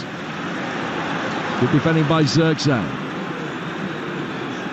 Back from him to Heaven. They've got to keep their heads as well, because this is a night that's getting a little bit feisty now. Heavens chipped the ball out of play here because Oyarzabal was down. They chipped it out so that he could receive any treatment that was necessary. You'd like to think that even amidst the acrimony from a few moments ago that possession is going to be restored. It is, in all fairness to Real Sociedad. Knocked straight back to Andre Onana. and appreciative applause from the United supporters that was the case. As you mentioned, Zubimendi in the book, the third Real Sociedad player booked tonight. And here's Mazraoui, able to bring the ball out from the back for Manchester United, who are unbeaten in their last 5 games. If they can extend that to 6 tonight, they've got an outstanding chance. If they don't concede another goal, they will be through to take on Lyon in the quarterfinals of the Europa League. United working the ball forward here, looking for Højlund, but again has won it back, and the deadlock broken at Stamford Bridge. Here's Ian Abrahams. Chelsea 1, Copenhagen 0. Kiernan Dewsbury Hall with the goal. He picked up the ball 30 yards out where Troy would have bashed his way through. He wriggled his way 6 yards out until he got it past the goalkeeper. Chelsea 1, Copenhagen 0, 3-1 to Chelsea on aggregate. So Dewsbury Hall with the goal. Chelsea still with a 100% home record in Europe this season. That's the 20th goal that they've scored at Stamford Bridge in this European campaign, and they've only let in 3. They have a 3-1 aggregate lead. Manchester United have a 3-2 aggregate lead. Spurs have a 2-1 aggregate lead. Rangers, like United, also 3-2 up over the 2 games. So as things stand at the moment, all 4 British sides involved in European action tonight are going through. The Spurs game continues for you live right now over on Talksport 2, as Højlund is given something to chase down the right-hand side of the penalty area. He is going to be able to get there first. Pulls the ball back towards Garnacho. Dalot making a run on the overlap for him. Disappointing low skidding cross that was easily blocked. It hit Munoz. They launch it forward, but Oyarzabal's got nothing in the way of support. He's really ploughing a lone furrow up top, and I think that they're going to have to make changes and try to bring someone on in support of him. Yeah, it looks like there's 3 changes just happening now, Jim, just in front of us. But you're starting to see the Amorim effect. I promise you I'm not getting carried away, but every time they're attacking with intent. Oh, he's got it again. Dorgu has it, tries to pull it back and almost found Højlund. But the goalkeeper Ramiro was able to very gratefully pounce on it and keep Real Sociedad in the tie. Ball brought out towards Munoz. You're talking about the Amorim effect. Yeah, sorry. It's just started to grow, and I just feel that even when they're counter-attacking now, they've got more numbers defensively. It's wave after wave after attack. Maybe Hugh was suggesting that the conversation from Sir Jim wasn't a positive effect. On this evidence, you'd have to say that maybe all this backing is, and they're at that level plateau now where they feel they can kick on. It's been an excellent first, 55 minutes for Man United, to the point where Real Sociedad have to make 3 changes right now. And the players that are coming off are Becker, who's been really quiet, Zubeldia and Marine, and coming on Barrenechea, Torrientes and Arambaru. So a triple change being made by Real Sociedad 10 minutes into the second half, as they try and get themselves back on level terms on aggregates. 2-1 to Manchester United on the night, 3-2 overall. Just looking at what these changes, I think they're all like for like. Yeah, it looks like they're all like for like in there, Jim, and possibly just trying to get a bit more legs and energy. And it is all Man United this moment in time. I feel like Man United need to turn the screw again. Can they get one more? Oh, not like that. Milana's going to sweep out from outside his penalty area and get it away from Barrenechea, who is a winger, but they're going to try and play with him, not necessarily holding the width, you would think, but a little bit more in support of the central striker. Replacing Becker's a terrible ball across his own 6-yard box by the Real Sociedad goalkeeper, which almost fell Garnacho's way. All he could do was hit it first time, looking for Højlund, and the goalkeeper was very grateful to be able to recover. It's excellent. Sorry, Jim. It's excellent from Garnacho. Just double pressing, goes to the keeper to the right centre back, and he just slides. And as he slides, it's dragging him towards that touchline. So he just fires it back across. Unfortunately, can't direct it to Rasmus Højlund, who is probably the most unluckiest man in this building, because that would have been the tap-in he's been craving for. But again, excellent for Man United, and again, without sounding like a broken record, but it does feel like this is what Amorim wants from his team, isn't it, watching this? The ball is played out towards the right-hand side for Arambaru. who is playing at right back. They moved Elizondo in one to replace Zubeldia since he's come off. So Mohamed Sadat at right back is now partnering again at centre half. Here's Turientes, who started in the midfield anchor position in the first leg for Real Sociedad, a little bit further forward. Zubimendi has now come back and has split the two centre-halves as well, so that they can try and build with a three. The ball played down towards Naif Aguerd. Aguerd turning it through the midfield. Turientes has slipped. Play forward by Bruno Fernandes. Zirkzee turning it around the corner for Højlund. He's got the opportunity to run, and Zubimendi, he's beaten him. The angle's tight. It's right across the 6-yard box, and Garnacho couldn't get there to tap it in. Well, that's better though, isn't it, from Rasmus Højlund? Just ragdolling Zubimendi there. Realises he's got that bit of upper body strength that the holding midfielder doesn't have. Again, the shot is no real conviction, but just drags it across the face of the goal. Unfortunately, Garnacho can't get there. Interestingly though, Jim, as you were just talking, Man United fans, stand up if you love the boys. Everyone stood up and gave him a clap. That's just showing again signs of this team and this club is starting to grow. Again, very early days, but it feels like this is a moment for this team. They have to go on and win this game. Have to. Dalot back for Mazraoui. It would have been a painful defeat under any circumstances tonight if Manchester United are now eliminated from Europe after being the better side for the opening hour and having the aggregate lead.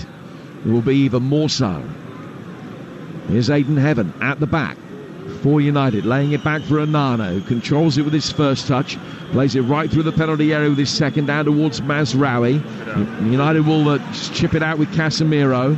It bounces in front of Bruno Fernandes, who's got time to let it run. And then he will play in Garnacho. Garnacho trying to squeeze it through for Zirkzee, but Elizondo comes across the cover. Again, then out towards Munoz, wearing 3 right in front of us, the Real Sociedad left back. Zubimendi to Turientes, and back again. Zubimendi, who came on to great effect replacing Rodri, you'll remember in the final of the Euros, where he was absolutely superb. Massive boots to fill, and he filled them very well.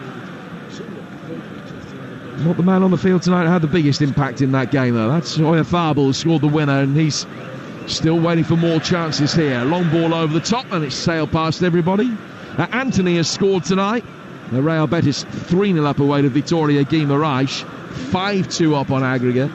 And in League 2, leaders Walsall trail again at Bromley. The much-travelled Harry McCurdy has given Bromley the lead, and the Saddlers will be only 2 points clear, having played an extra game than second-place Bradford at the end of the night if they can't find an equaliser there. This game brought to you in partnership with TNT Sports, the home of European football.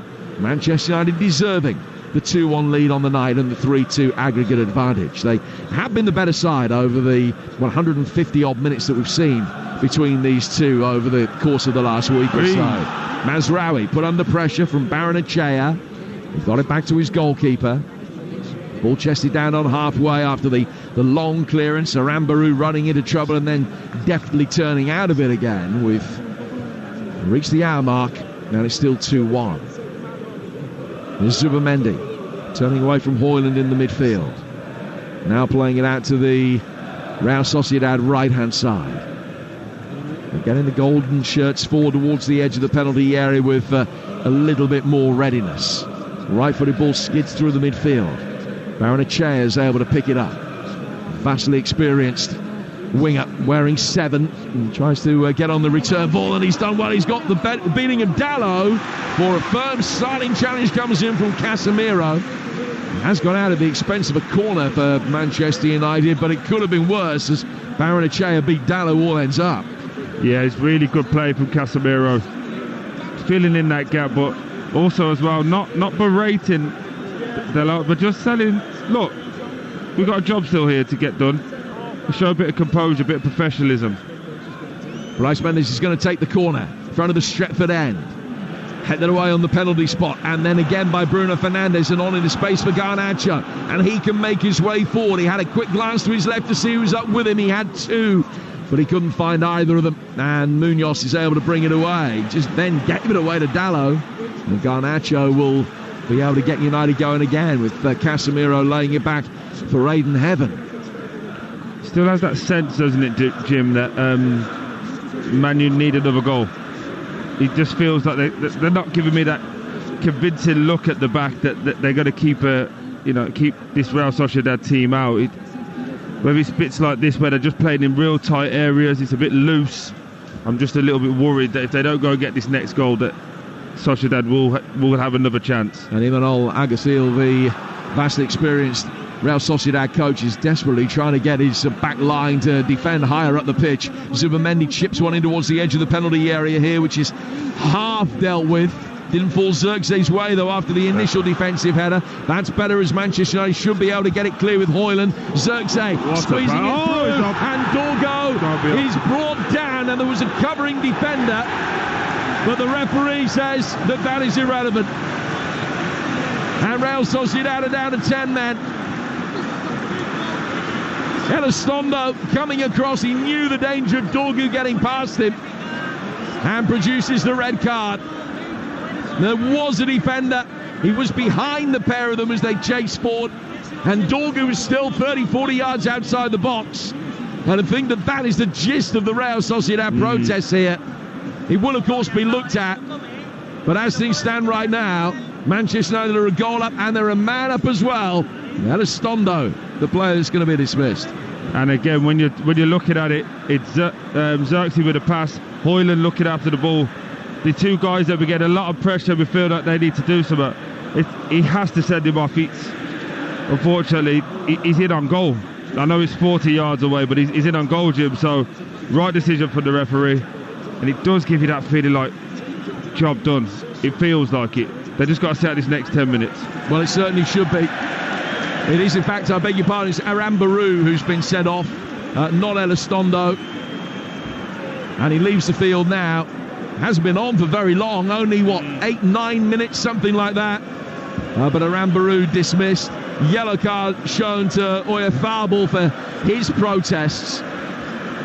They've been certainly very quick to let the referee know in any given situation what they think the wrong decisions have been, and they've talked their way into the book on a couple of occasions now. But Arambaru is off. Manchester United leading by 2 goals to 1. That provides a little bit more insurance with the numerical advantage that they have, but what they need is the material insurance in terms of a 2-goal cushion. Will they be able to get it from this free kick? Bruno Fernandes clipping it, right-footed, inside the area. It's come for De Ligt on his left foot. And he wasn't too far away with a ferocious left-footed effort that has only just cleared the bar. Now, Spurs 2, AZ 1 in North London. Per Koopmeiners has tied that back up at 2-2 on aggregate. So the most significant moment of the night still to unfold there in North London. It's live on Talksport 2. Spurs 2, AZ 1, 2-2 on aggregate. This one 2-1 to Manchester United, 3-2 on aggregate. Real Sociedad are down to 10 men. And it's the same situation at Ibrox in terms of a 3-2 aggregate lead. Rangers hanging on there. We'll be there in a moment as Garnacho makes his way through. He's rolled it square. Dorgu, left-footed efforts deflected and blocked. The Garnacho then in an offside position as the ball came back to him. He forced the defender to play it. He knew that he was offside and made no attempt to play it. The defender conceded a corner and the referee's given a free kick for offside. We'll go to Ibrox. Here's Talksport's David Tanner. We're right in the middle of the second half, and it's still Rangers 0, Fenerbahce 1, 3-2 Rangers on aggregate. But I tell you what, Fenerbahce almost levelled the tie, across from the left, and striker Talisca powered a header just past Jack Butland's upright. At the moment, Rangers are making some changes. They need to get back into this game. It's 1-0 to Fenerbahce on the night, 3-2 Rangers on aggregate. So Rangers behind, but still going through. Manchester United ahead and going through. Spurs ahead, but at the moment locked level on aggregate, and Chelsea should be safe. They're a goal up on the night and 3-1 up on aggregate. Bromley still leading Walsall 2-1 in the game in League 2, and Real Sociedad will bring the ball forward up the right flank and win a throw. So 2-1, 20 gone in the second half, and here's Talksport's Troy Dean. Feels like a little bit of a lull. I feel like Man United and Amorim are in this little bit of a space where do they stick or do they twist? The sending off has made it a little bit more composed, but I feel that they need to turn the screw now, Jim. Really get after this team, up the intensity, maybe a couple of subs as well, some fresh legs, but really put this back line under pressure. Not an awful lot in terms of experience on the bench, particularly for attacking options when they have Lindelof, Eriksson and Ugarte, all very experienced. They've also got Amas, Collier, Fredriksson, Jack Fletcher and Scanlon, and the two substitute goalkeepers as well. Scanlon, a call up to the squad. He's part of the B list, which is why he's been entitled to join the squad. He's already won 10 international caps for Gibraltar, but yet to see the light of day in a Manchester United first team shirt. The young lad that was at I think the Derby's academy before he came here as well. Free kick to Real Sociedad taken in the midfield. Stan, they only need one moment of inspiration to get things back on an even keel, certainly in terms of the scoreline, if not personnel. Ball is worked down through the left-hand side of the midfield to Baranacher. He's not kept that in. It's a throw, which will be taken on the Manchester United right. Now, don't forget, there's going to be a full review of all of the talking points from the midweek European action, and so many of them, with those gripping penalty shootouts, Liverpool going out, Real Madrid making it through, the controversial circumstances of the Julian Alvarez penalty, and all of the midweek European action is going to be dissected for you on Danny Kelly's Trans-Euro Express. Danny here with Andy Brassel on Talksport from 10 o'clock on Sunday. You can also listen to the weekly podcast of Trans-Euro Express. That's on the Talksport app. And as always, if you've never heard it, I thoroughly recommend that you give it a try, because it's a programme that people within the game avidly listen to end their working week. That's Trans-Euro Express. Another yellow card is shown there. I think that was Elizondo. You're doing well remembering who's yellow carded.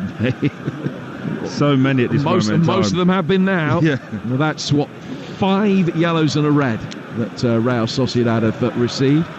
Zubaldia, Marin, Zubimendi, Oyafabel and Elizondo all yellow carded, and Arambaru has been sent off. Here's the lick for Mazraoui. The one Manchester United player in the book is De Ligt. First yellow card of the night went his way for concession of that penalty. We've had 2 Bruno Fernandes penalties since. Here's Dalot in possession. They're going to be bringing on the Icelandic international striker Ori Oskarsson very shortly. Højlund, good ball, opening up the right foot, finding Garnacho, 3 away, Matt, and he's missed them all. It might break Højlund's way. He'll take it on. Right footed shot was going wide.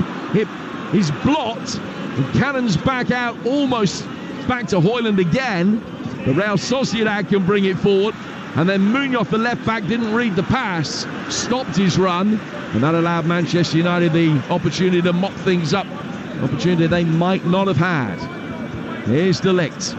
Now Bruno Fernandes bringing it forward through the centre circle with 20 minutes to go. Bruno Fernandes for Casemiro.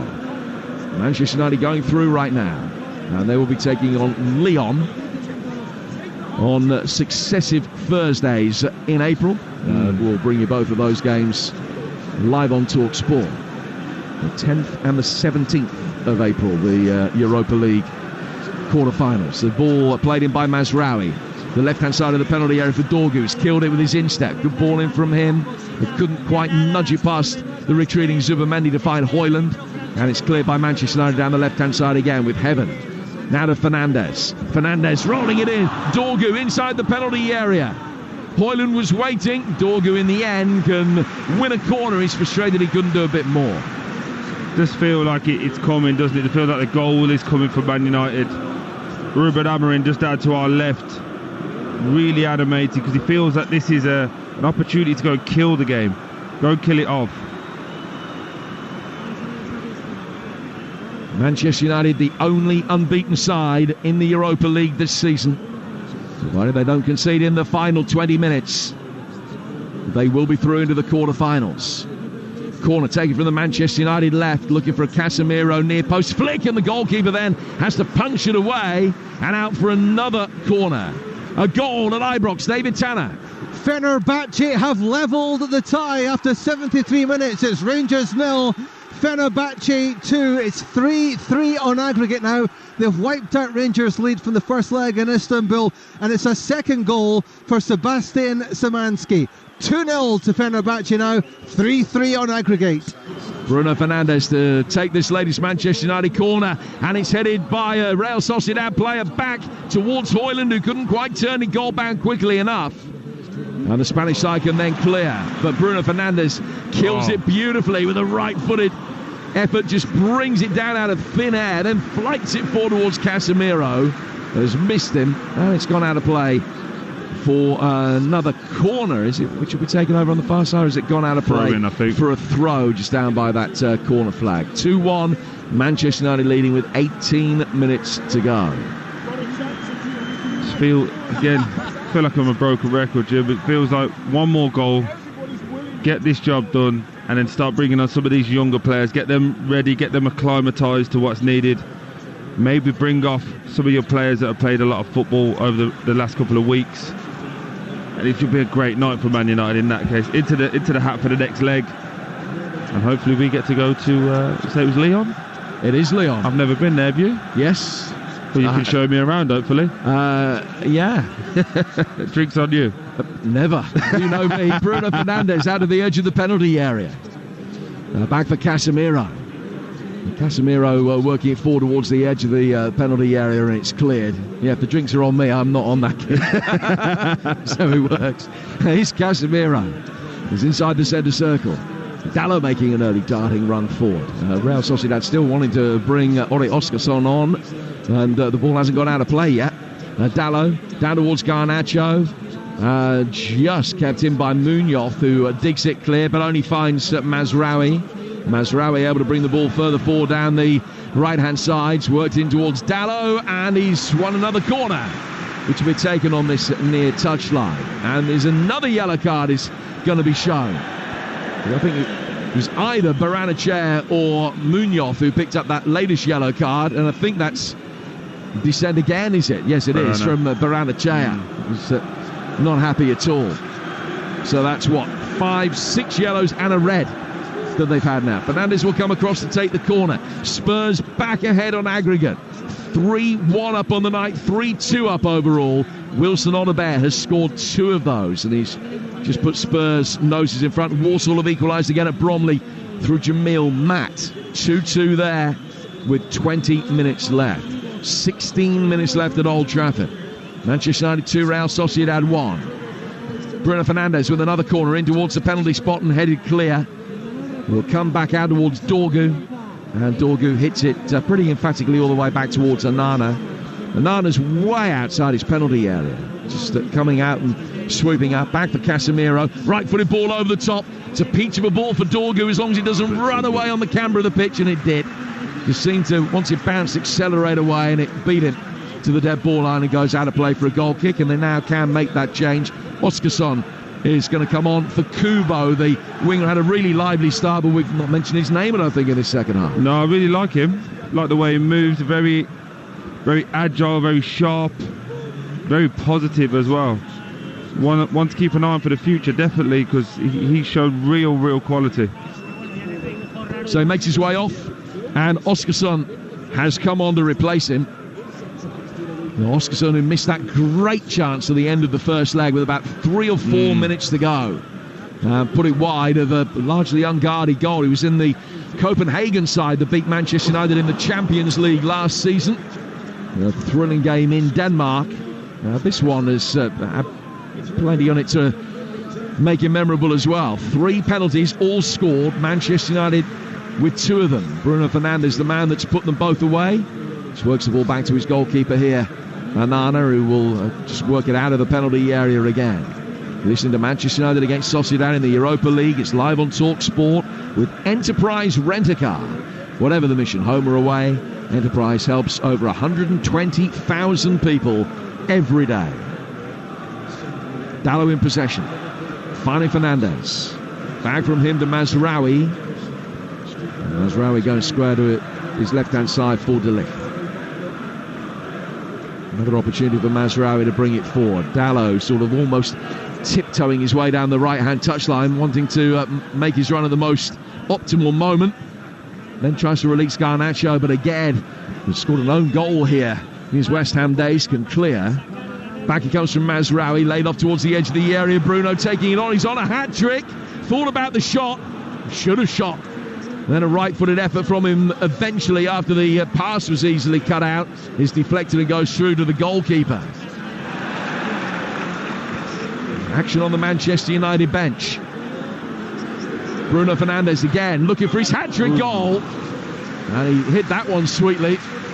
30 yards out. And plenty of movement of the ball in the air, but the goalkeeper got his hands behind it and he's able to make the save. Toby Collier coming on here for United with 13 minutes to go.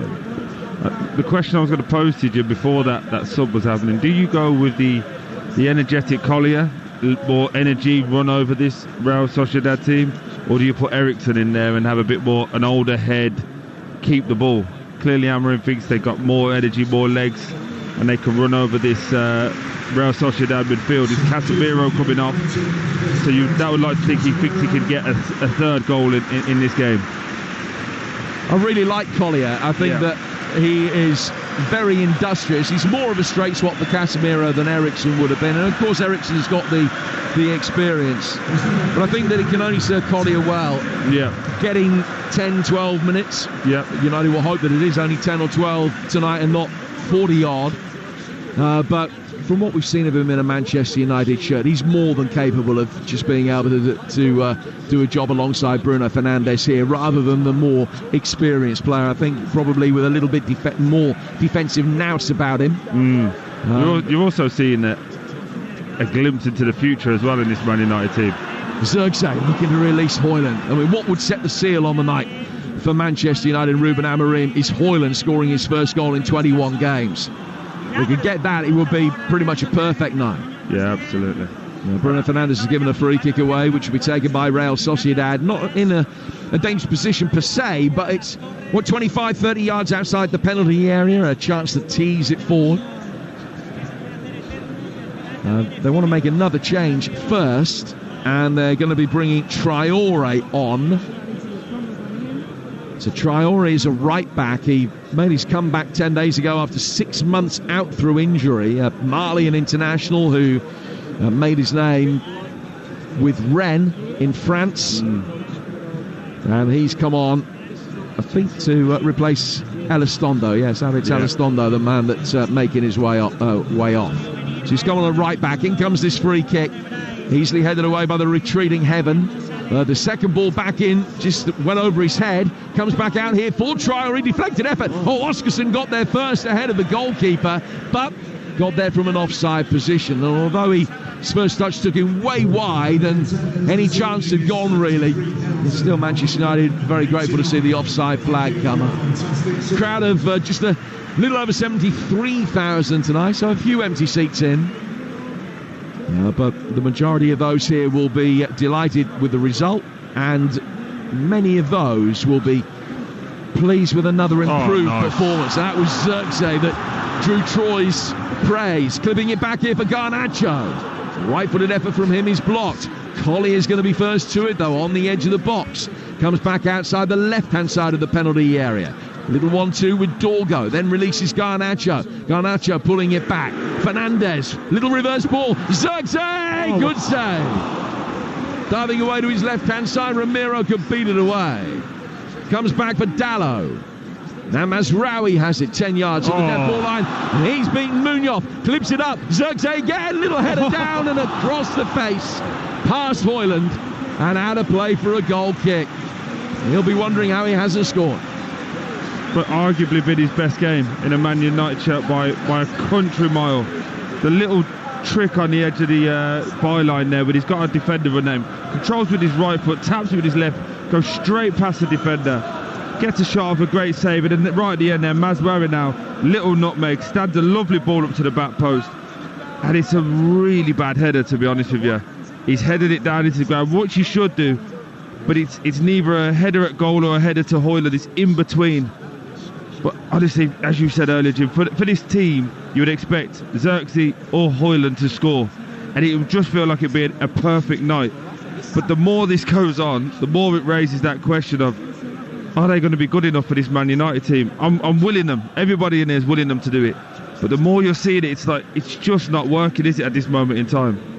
I mean, Zirkzee has drawn more than his fair share of criticism, I would argue. But when you speak to people that have played, I think the opinion of him is pretty positive. I think that a lot of people say, do you know what, there's a player in there. Yeah. And that's what most ex-pros tell me. Yeah, he's got something about him. I mean, I'm not sure how you can harness it necessarily, but he has got something about him. And you saw that self-confidence that he's got with that wonderful touch over on the far touchline moments ago. But then didn't have the more routine finish. He did the hard bit, not the easy bit. And that's the bit, isn't it? Everyone considers players with both him and Højlund, but it's more what are we going to see that's going to keep you in this Man United team, that's going to get these fan base coming back, getting the names on the back of the shirt, because that's goals, unfortunately, for strikers. That's all you're judged on. There's games we've watched where Fernandes hasn't played well, but he'll score a goal, get an assist, and then no one cares. For these strikers, they're playing really good football tonight, probably the best in a Man United shirt. Again, Zirkzee there, just skipping past people. You've got to score goals, you have to. Yep, 2 in 18 in all competitions for him. He's 15 without one in the Premier League, and Højlund, as we mentioned a couple of times, 20 without a goal in all competitions coming into tonight.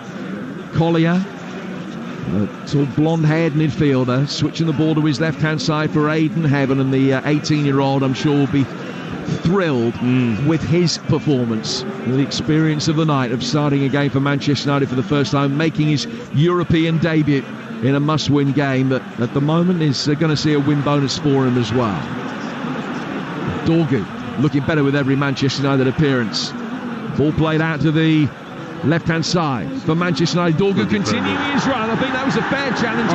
No, referee's given another penalty.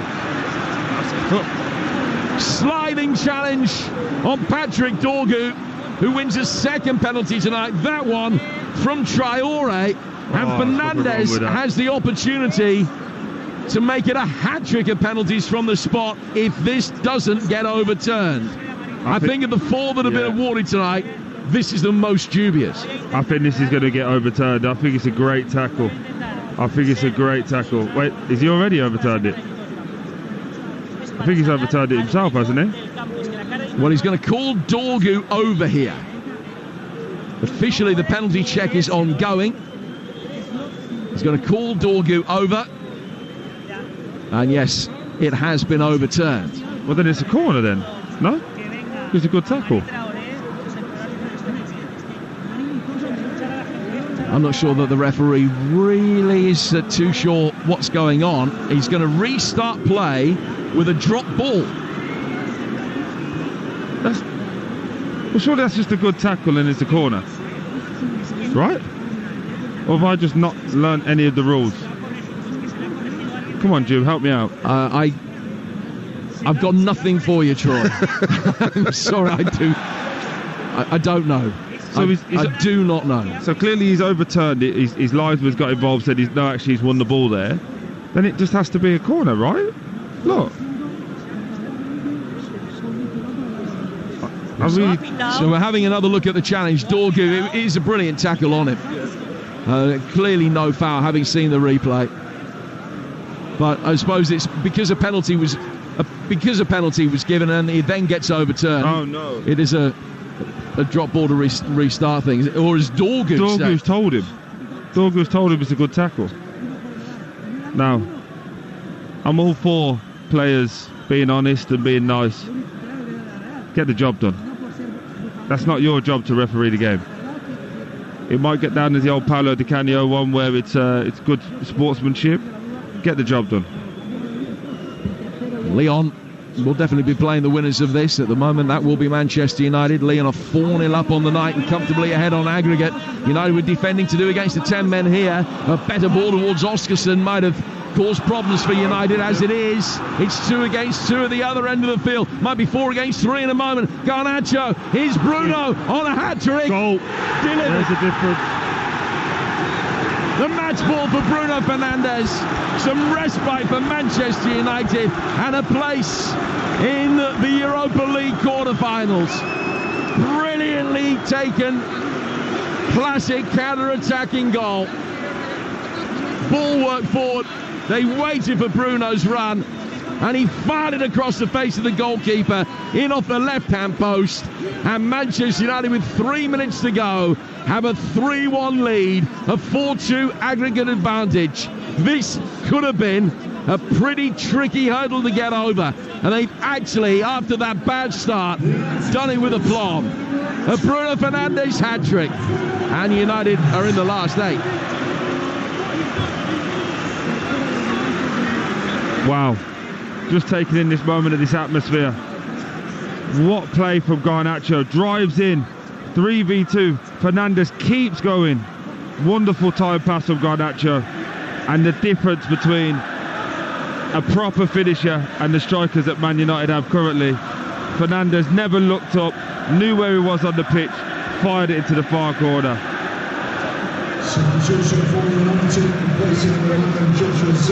Well, United will make a change immediately in the aftermath of that. Xerxes coming off, and Eriksen is going to come on to replace him. Bruno now is 6 in his last 6, and that's 15 for the season.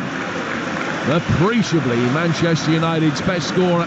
In fact, I now think he's gotten as many as the next 2 most prolific United players added together. Yeah. Eriksen coming on for Xerxes, a change being made with 90 seconds or so to go.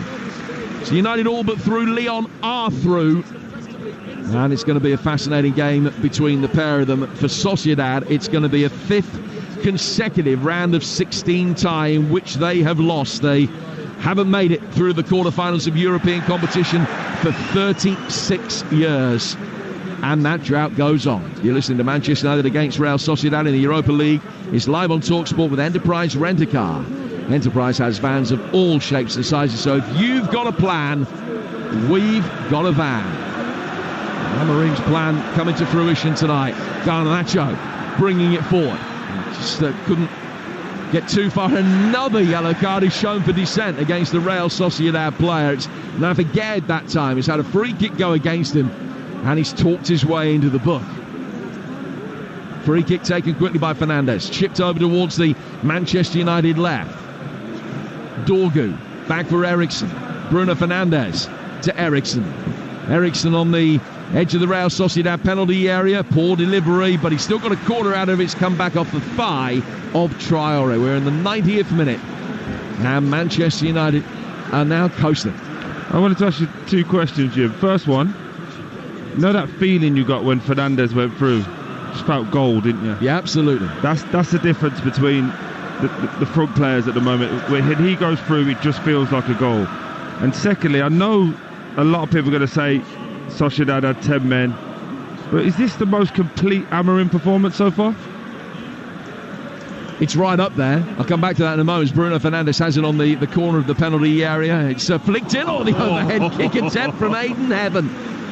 Well, that really would have set the seal on it. It's by the penalty spot, it's falling backwards, flicked it with his left foot, and it went some way wide. We're in 4 minutes of added time. And Manchester United lead by 3-1. Real Sociedad have it at the back with Traore. So much more live sport for you. Don't forget, it's the final day of Cheltenham tomorrow. We'll be there with 5 live races for you here on Talksport as Garnacho chips it in here towards Eriksen, and it's clear. Dorgu setting up. Højlund, is this his moment? He's nudged it to his left instead. Dorgu's got it, clipping it in, hits Traore, and will come back out again. Højlund urged to take responsibility in that kind of area. Nice little step over from him, can work it back, and Dalot fires it into the roof of the net for 4. And I think this will go down as one of the best Manchester United performances under Ruben Amorim so far, one of the most emphatic victories. It was a night where they needed a big performance, they needed a victory, however it came, but it is going to come with an improved performance that just shows that little glimmer, potentially, of a brighter future. A Bruno Fernandes hat-trick, Dalot with a wonderful 4th, and Manchester United are cruising. So much better. Rasmus Højlund, to be fair to him, he might not score, but he's a great team player. Great play, great effort, gets down to the byline, little trick that he does there just to get away from the centre-backs. And as he gets there, has the perseverance and the quality just to pull it back to the penalty spot. And then Dalot does the rest, just fires it in, passes it in, 4-1, and Man United is rocking. What was Hugh talking about? This place is rocking, Man United are back. That may well be the gist of your contribution to the phone-in tonight. We'd love to hear from you on the Sports Bar, 03717 223344. What do you read Manchester United into this performance? At the very least, your side have delivered on a night where they had no option but to deliver. Here's Oskarsson towards the edge of the penalty area. Baranachea trying his luck, that's cleared. And Mazraoui tries to bring it away. He's been fouled. The next live football for you on the Talksport network at Ashton Gate tomorrow night over on Talksport 2. Bristol City taking on Norwich. And Saturday, now we've got Chelsea against Manchester City in the Women's League Cup final. Those two are going to be sick of the sight of each other by the end of March. It's a 12:15 kickoff over on Talksport 2. On Talksport, QPR leads in the Championship. Leads with the opportunity to further extend their lead at the top of the table. And Sheffield Wednesday against Sheffield United coming up Sunday. The Sheffield derby. United try to redress the balance from there. Live Premier League action comes for you Saturday, 3 o'clock. Man City Brighton on Talksport 2. And then the small matter of the Carabao Cup final as Newcastle United meet Liverpool. Extensive build-up throughout the day here on Talksport. The game kicks off at 4:30. The yellow card shown to Collier for a challenge in the midfield. I have lost count of the crime count, but I know we're in double figures in terms of the number of cards that have been shown tonight. It's either number 10 or number 11. Ramiro taking a free kick. We're in the final minute of stoppage time. Manchester United leading by 4-1. Chelsea are through. They've won 1-0 on the night, and we'll get full-time details shortly. Rangers still hanging on at the moment. Spurs also through. They've beaten RZ 3-1 and 3-2 on aggregate. Manchester United 4-1 up on the night and 5-2 up on aggregate in the last knockings here at Old Trafford. Smell of pyro in the air again as Heaven flights the ball forward. And United looking for a fifth.